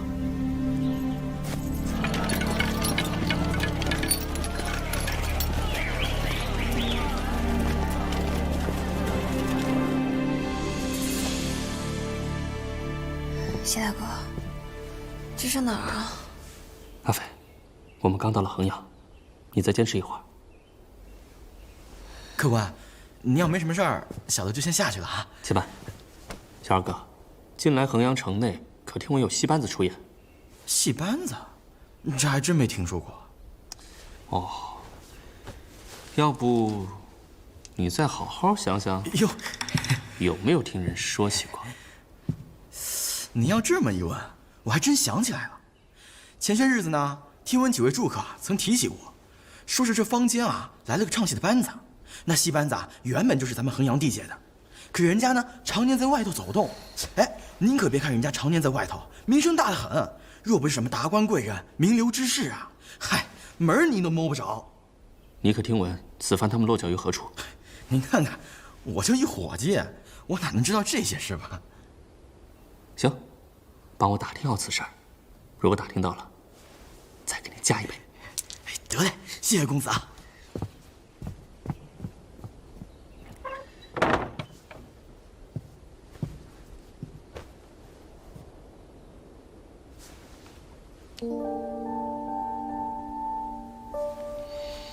阿斐，你还好吗？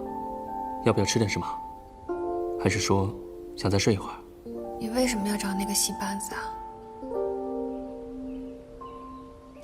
羽衣班班主霓裳夫人才能救你内伤。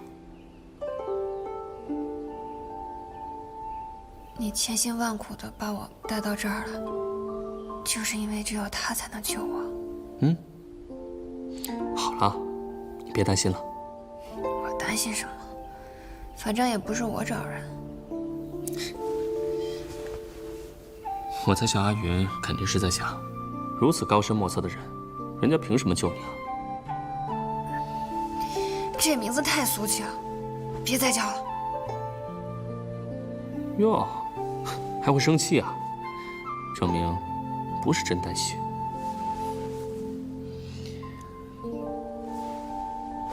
哎，你别忘了，我可是大名鼎鼎的千岁优啊！过一会儿，我便去会会他们。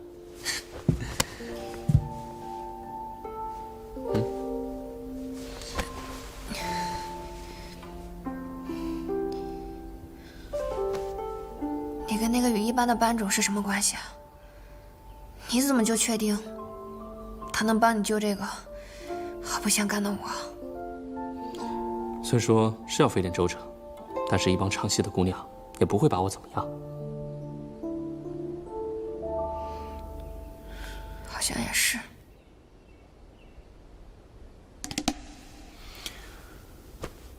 小阿云这是担心爹为了救你，被羽衣班的姑娘们以身相许。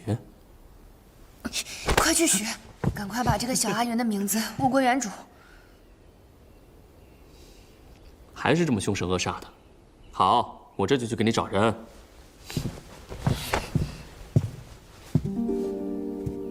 阿飞，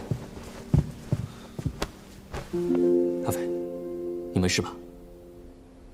没事，你去吧。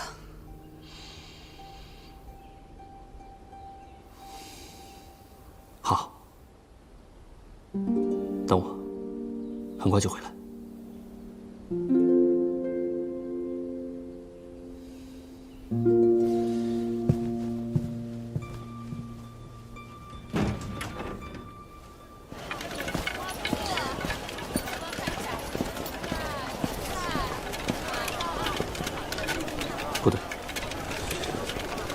我不能以这副模样进去啊！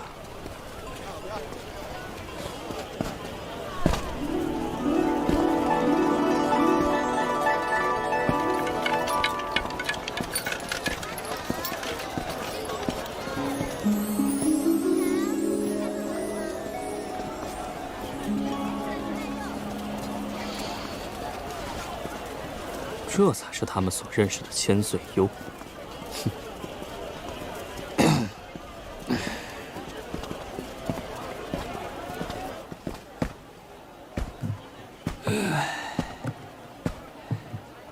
王掌柜，千岁幽先生，敢问先生是有新唱本了吗？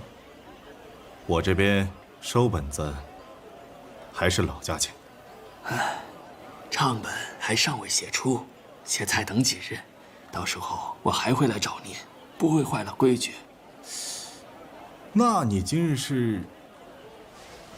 羽衣班此番会衡阳，在何处？羽衣不在衡阳，你力寻他处吧。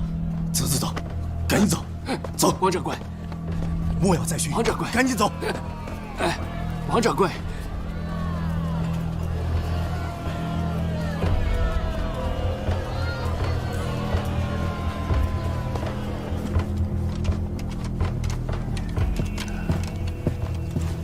大庄主，二庄主那边有消息了吗？已经在路上了。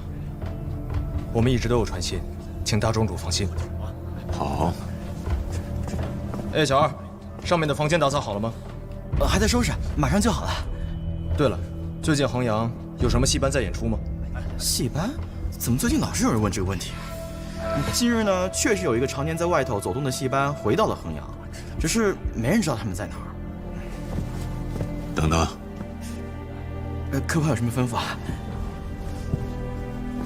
你刚才说，老有人问你这个问题，除了我们之外，还谁向你打听过戏班的事啊？没有啊，这没有啊。我说，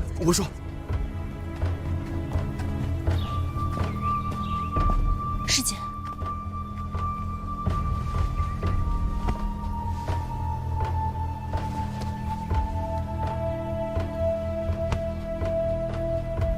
老李浑身没有丝毫血迹，是被人瞬间掐断脖子死的。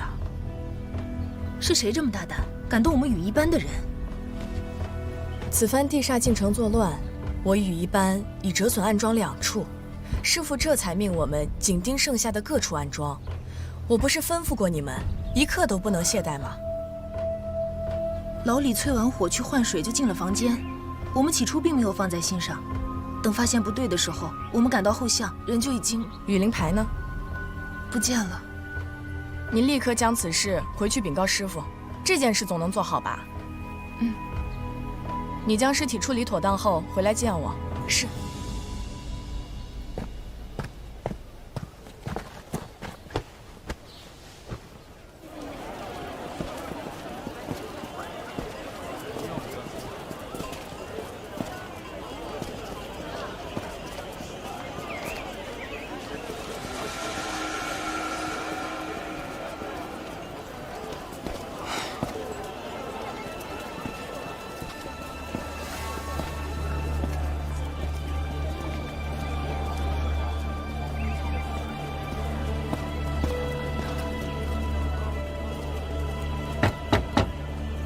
王掌柜，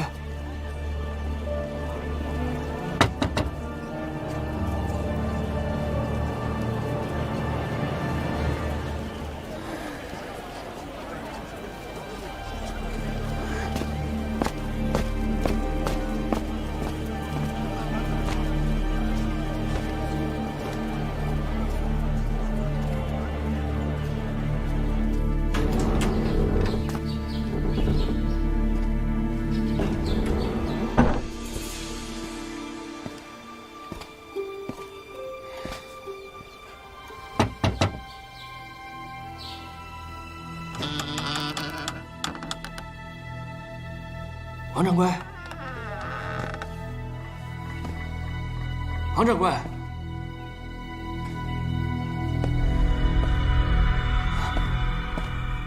王掌柜，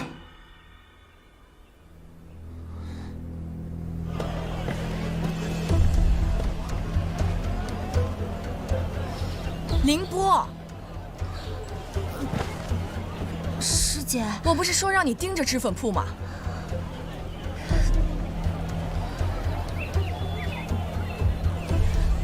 糟了，出事儿了，走。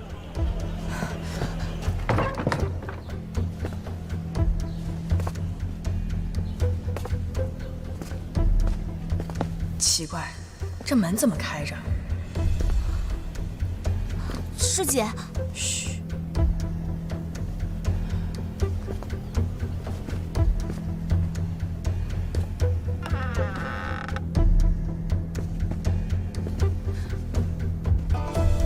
都是我害死了王掌柜。现在不是说这些的时候。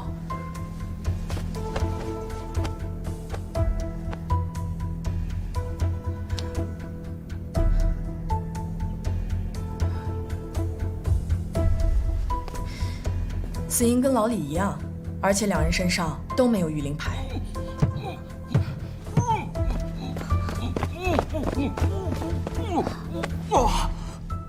你怎么在这儿？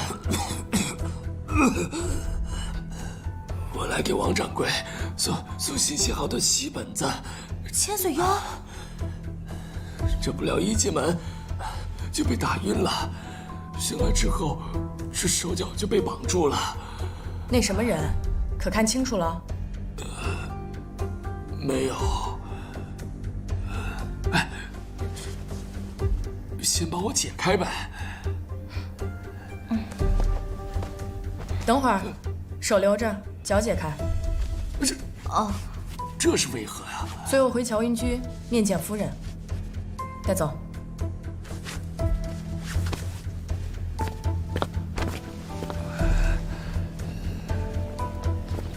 快点！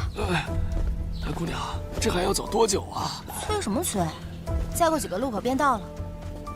老夫实在不胜脚力呀。千岁幽，你写了个什么新本子？一个战场上的故事。那可带了，拿给我看看。在我怀中，姑娘自取吧。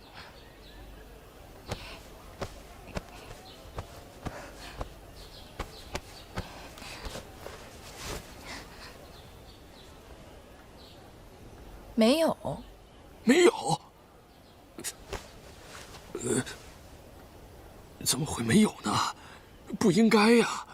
我这刚写好的本子，都还没来得及拓印一份呢。哦，莫不是落在脂粉铺了？那要不我再陪你取一趟如何？这一来一回的，多浪费时间啊！要不这样，我先跟夫人讲一下我这个大概的故事，看看夫人中意否。这会儿你倒是不担心你的新本子了。千岁幽，你回去吧。啊！你根本都不是老人。上霜！他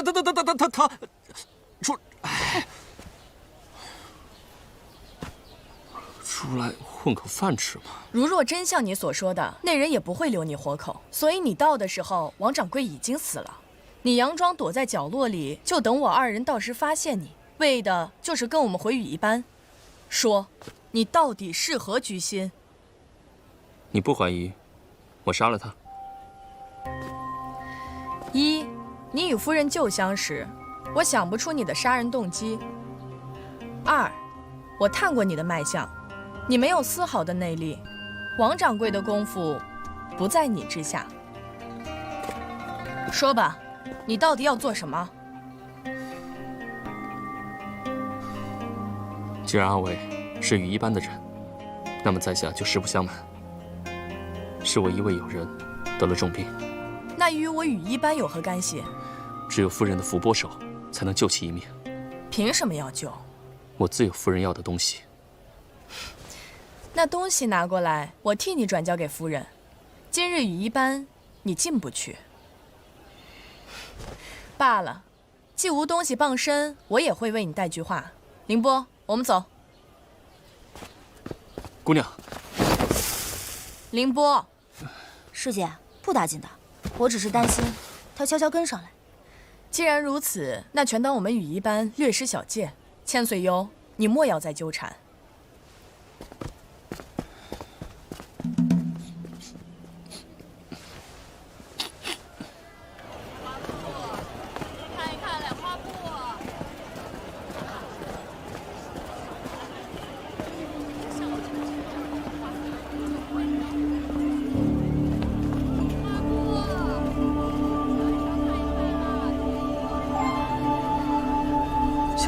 居。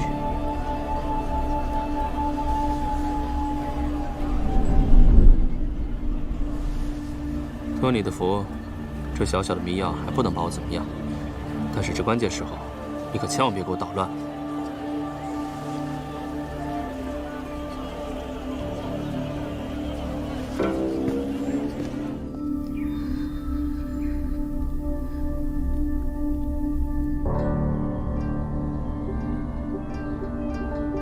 千岁幽，正是。现在还顾不上他的事。此番虽然我们提前发现了地煞的行踪，却依旧折损了4个暗桩。看来他们就是冲着我们羽衣班来的。这几日我们会严查拿着羽灵牌进出的宾客。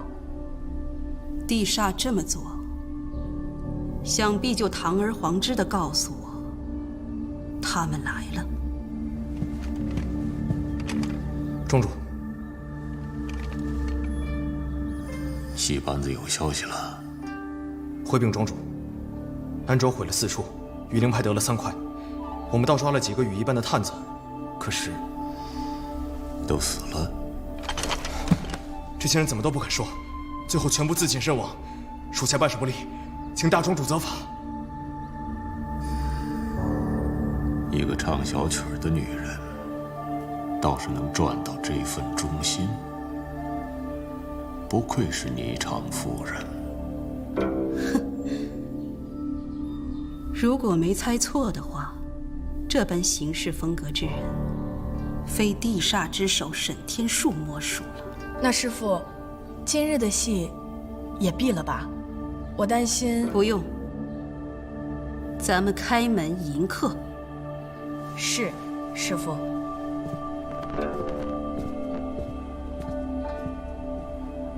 输给他你不冤。谢庄主，但线索断了，下一步该怎么找？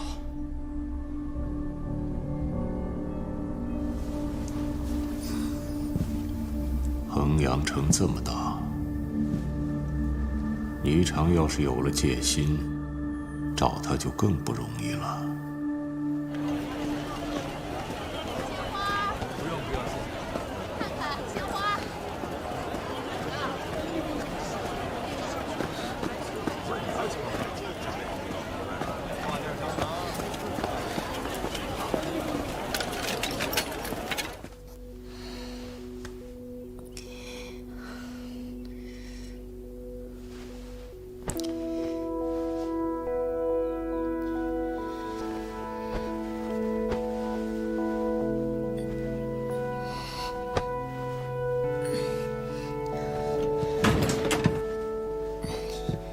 阿飞，阿飞，你怎么起来了？我想等你啊。你放心，我命大，死不了的。好，我现在带你去找霓裳夫人。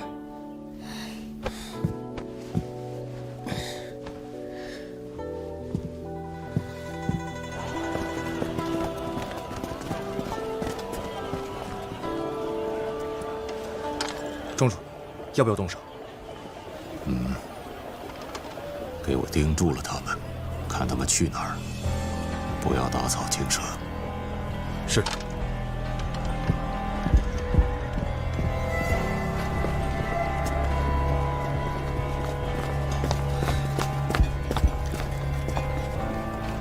我一个人尚好说，阿飞怕是经不起这样的折腾了。再寻一寻，有没有别的入口？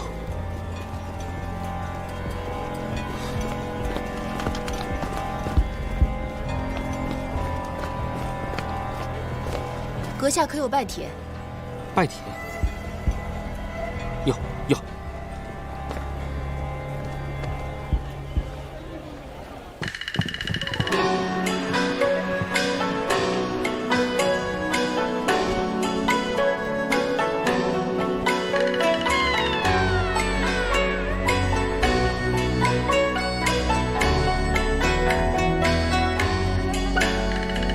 关关雎鸠。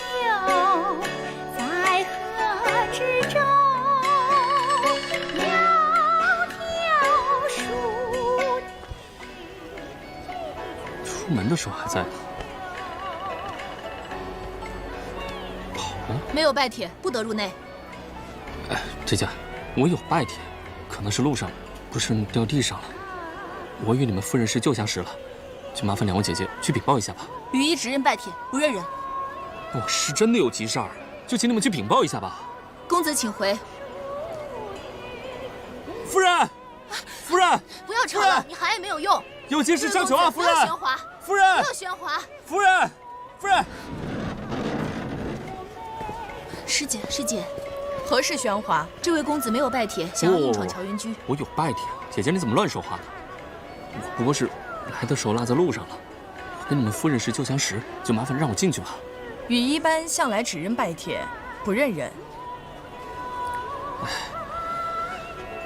夫人，夫人，你别喊了。夫人，好了，不要闹了。今日羽衣班有演出，不要喊了。随我进来吧。多谢。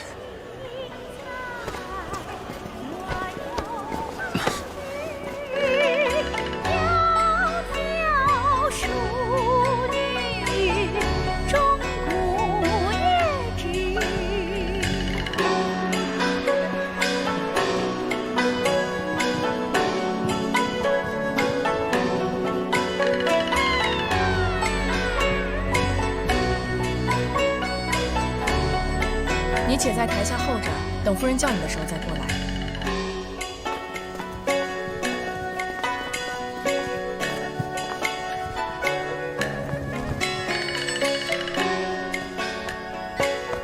姑娘，你夫人还要唱到什么时候啊？急什么？没看戏还没唱完呢，再等等。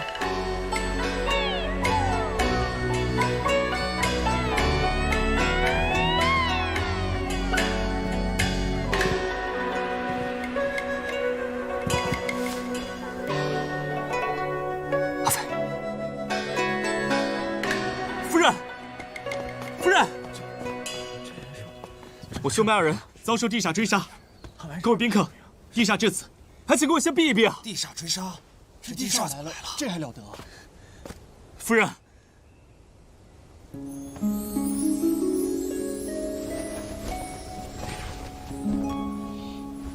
承蒙诸位抬爱，今日羽衣班的戏就到这儿吧，请诸位慢走。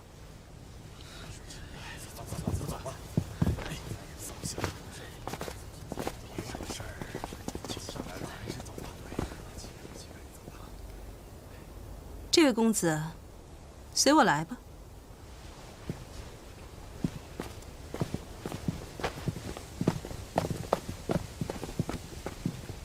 夫人，刚才吓跑了您的宾客，实乃迫不得已，还请夫人海涵。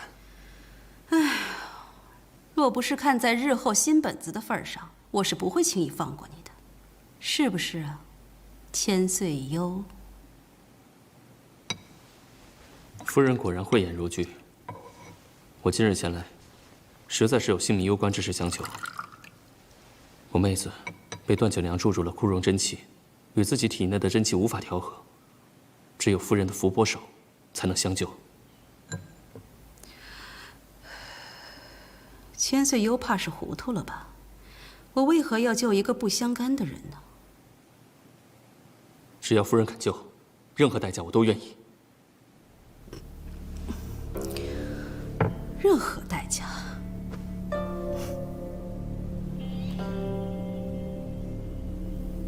这姑娘怕不是你妹子吧？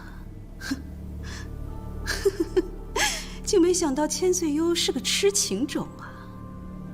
行，那我就直说了，不管你付出什么代价，我都不会救的。送客。二位请。夫人，他可是南刀传人。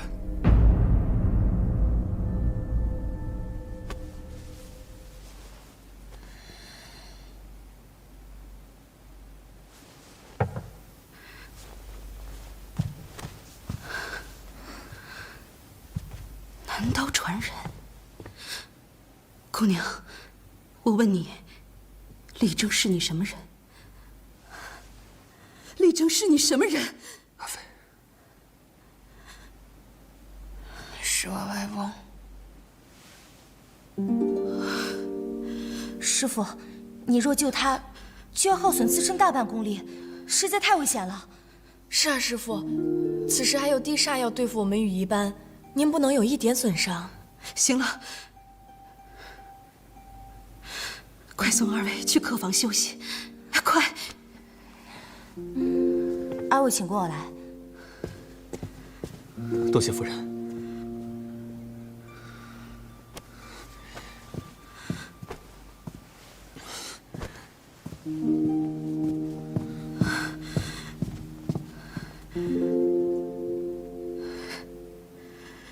难道传人？难道有后了？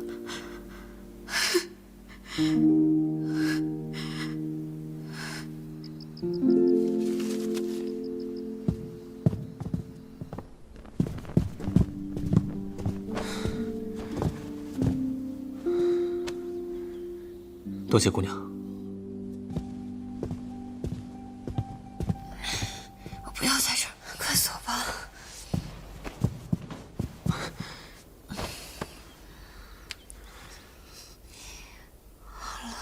不好，真气越来越乱了。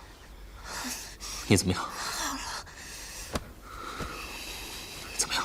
有没有好一点？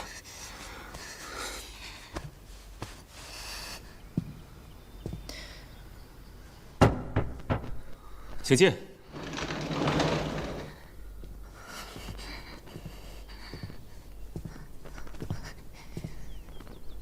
我师父不能救他。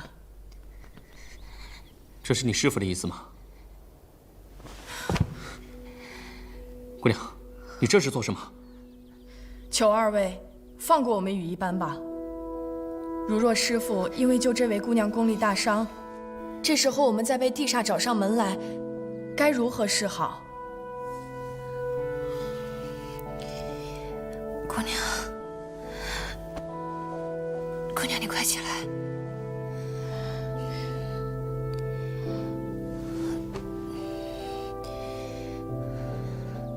这位姑娘，今日之事多有叨扰，实在抱歉。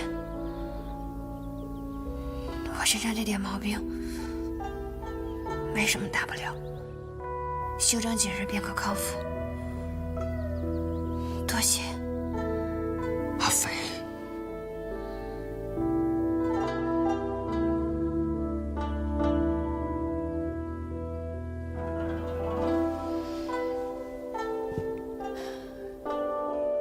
多谢姑娘了。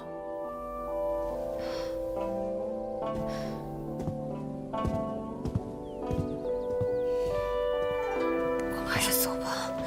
阿飞，夫人既然说想想，也许她真的愿意救你呢。我们为何不再等等？你刚才也都看到了，羽翼班的姑娘多次阻拦，想必霓裳夫人救我必有凶险，咱们还是别打扰他们了。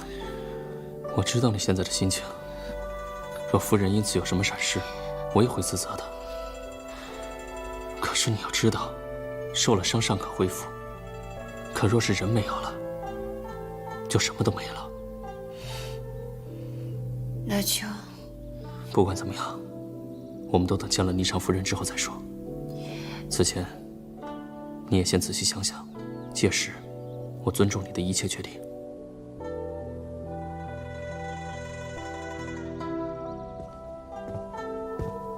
姑娘，我这儿有一些上好的药，都是夫人平日里常用的。若姑娘不嫌弃，就让千岁游先生随我去取来。多谢姑娘，你先休息一会儿，我去就来。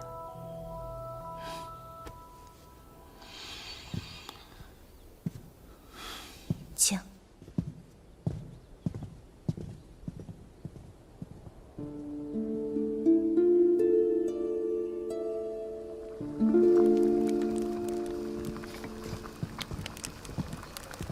请。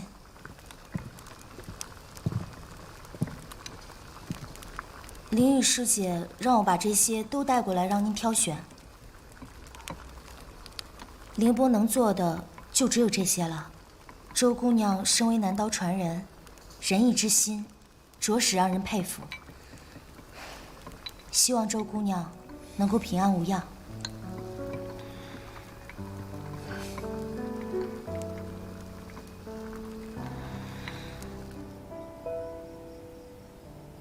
那位受伤的姑娘呢？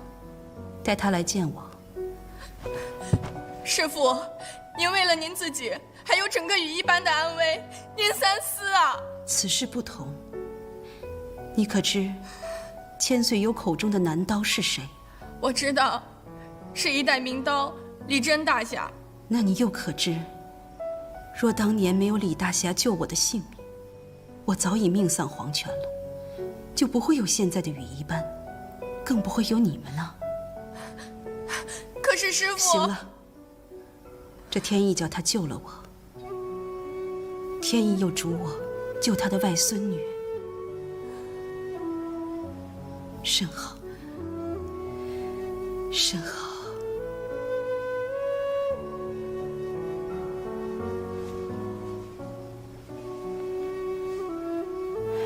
凌雨，你是我收的第一个弟子，也不负我望，一直以来都是所有弟子里面最懂事、最乖顺的一个。师父知道你心里难过，也是为了羽翼班着想。但是凌雨，等到了师父这个年纪，就不再是为了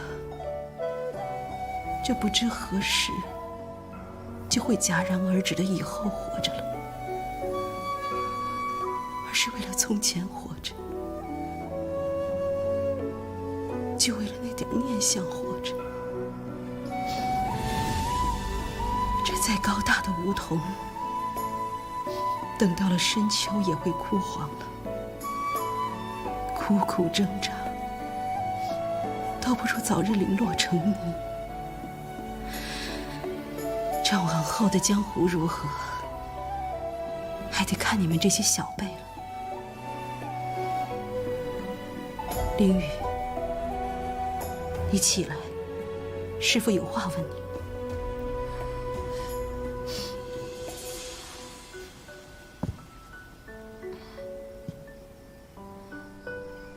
凌雨，倘若没有了我的庇佑，这偌大的羽翼班，你能否一人承担？师父，我不想让你这么做。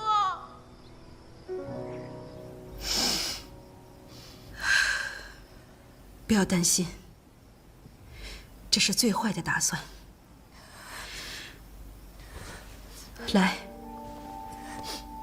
去暗室将那枚丹药取出吧。师父可是要将那华丹送给周翡姑娘？她病于体内真气混乱，丹药对她无用的。那师父是要自己？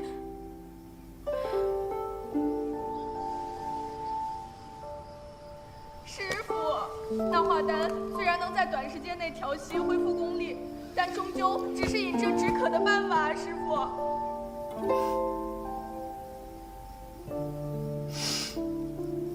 我师父将它赠予我，我自然比你轻重。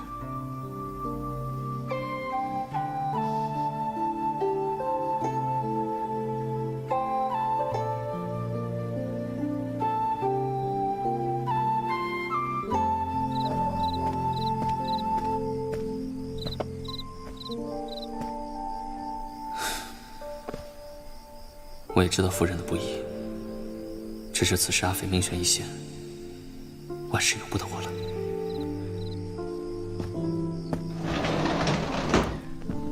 阿斐，我把药给你拿来了。阿斐，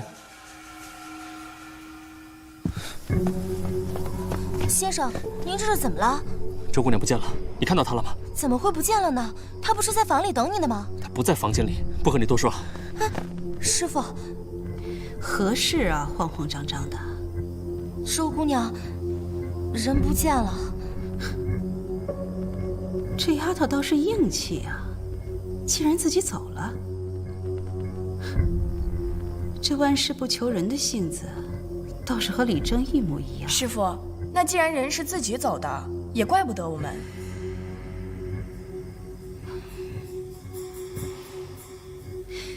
你们两个去暗中帮千岁幽找找那位姑娘，救不救得人是一回事，从我们这儿失踪是另一回事。是。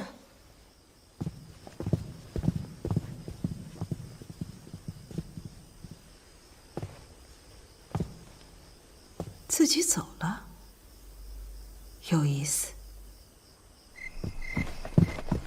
阿肥，在这儿。你怎么又跑这儿来了？你是不把自己小命彻底搭进去，就不罢休吗？如今这世道天天有人丧命，也许你一条命也不算什么，可你有个3长2短的，让你家人怎么办？让我怎么办？我只是觉得何必让人家为难呢？对不起，我也是一时心急，方才不应该吼你。你没事就好，我们走吧。阿飞，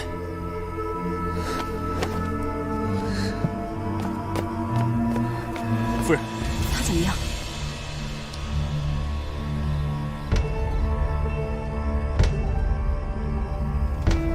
跟我进来。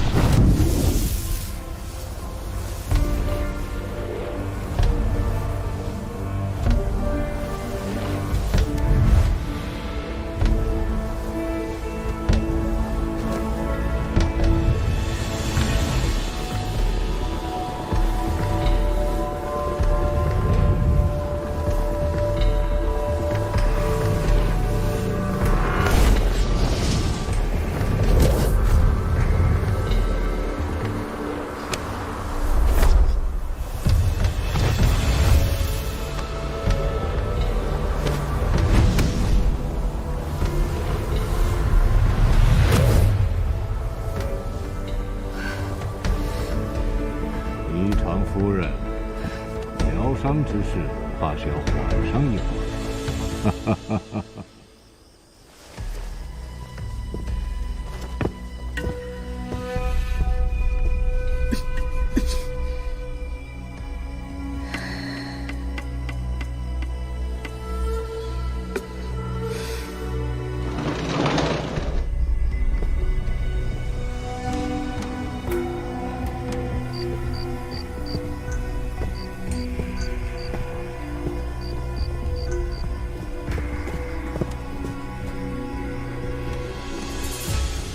恕我冒昧，今夜不请自来，沈某对羽衣班歌舞早向往已久。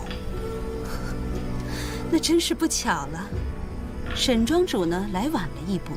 这日后要是想听歌舞啊，我定将亲自给您送玉灵牌过去。不，我来的不早不晚，刚刚好。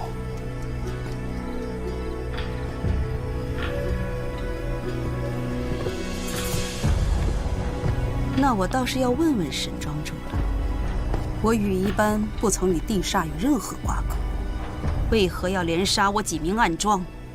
说到这儿，沈某实在是佩服，夫人真是养了一群好狗，一个个嘴巴硬，撬不开。若是能早点说出夫人的下落，也不会一命呜呼。还好，我碰上两个给我带路的。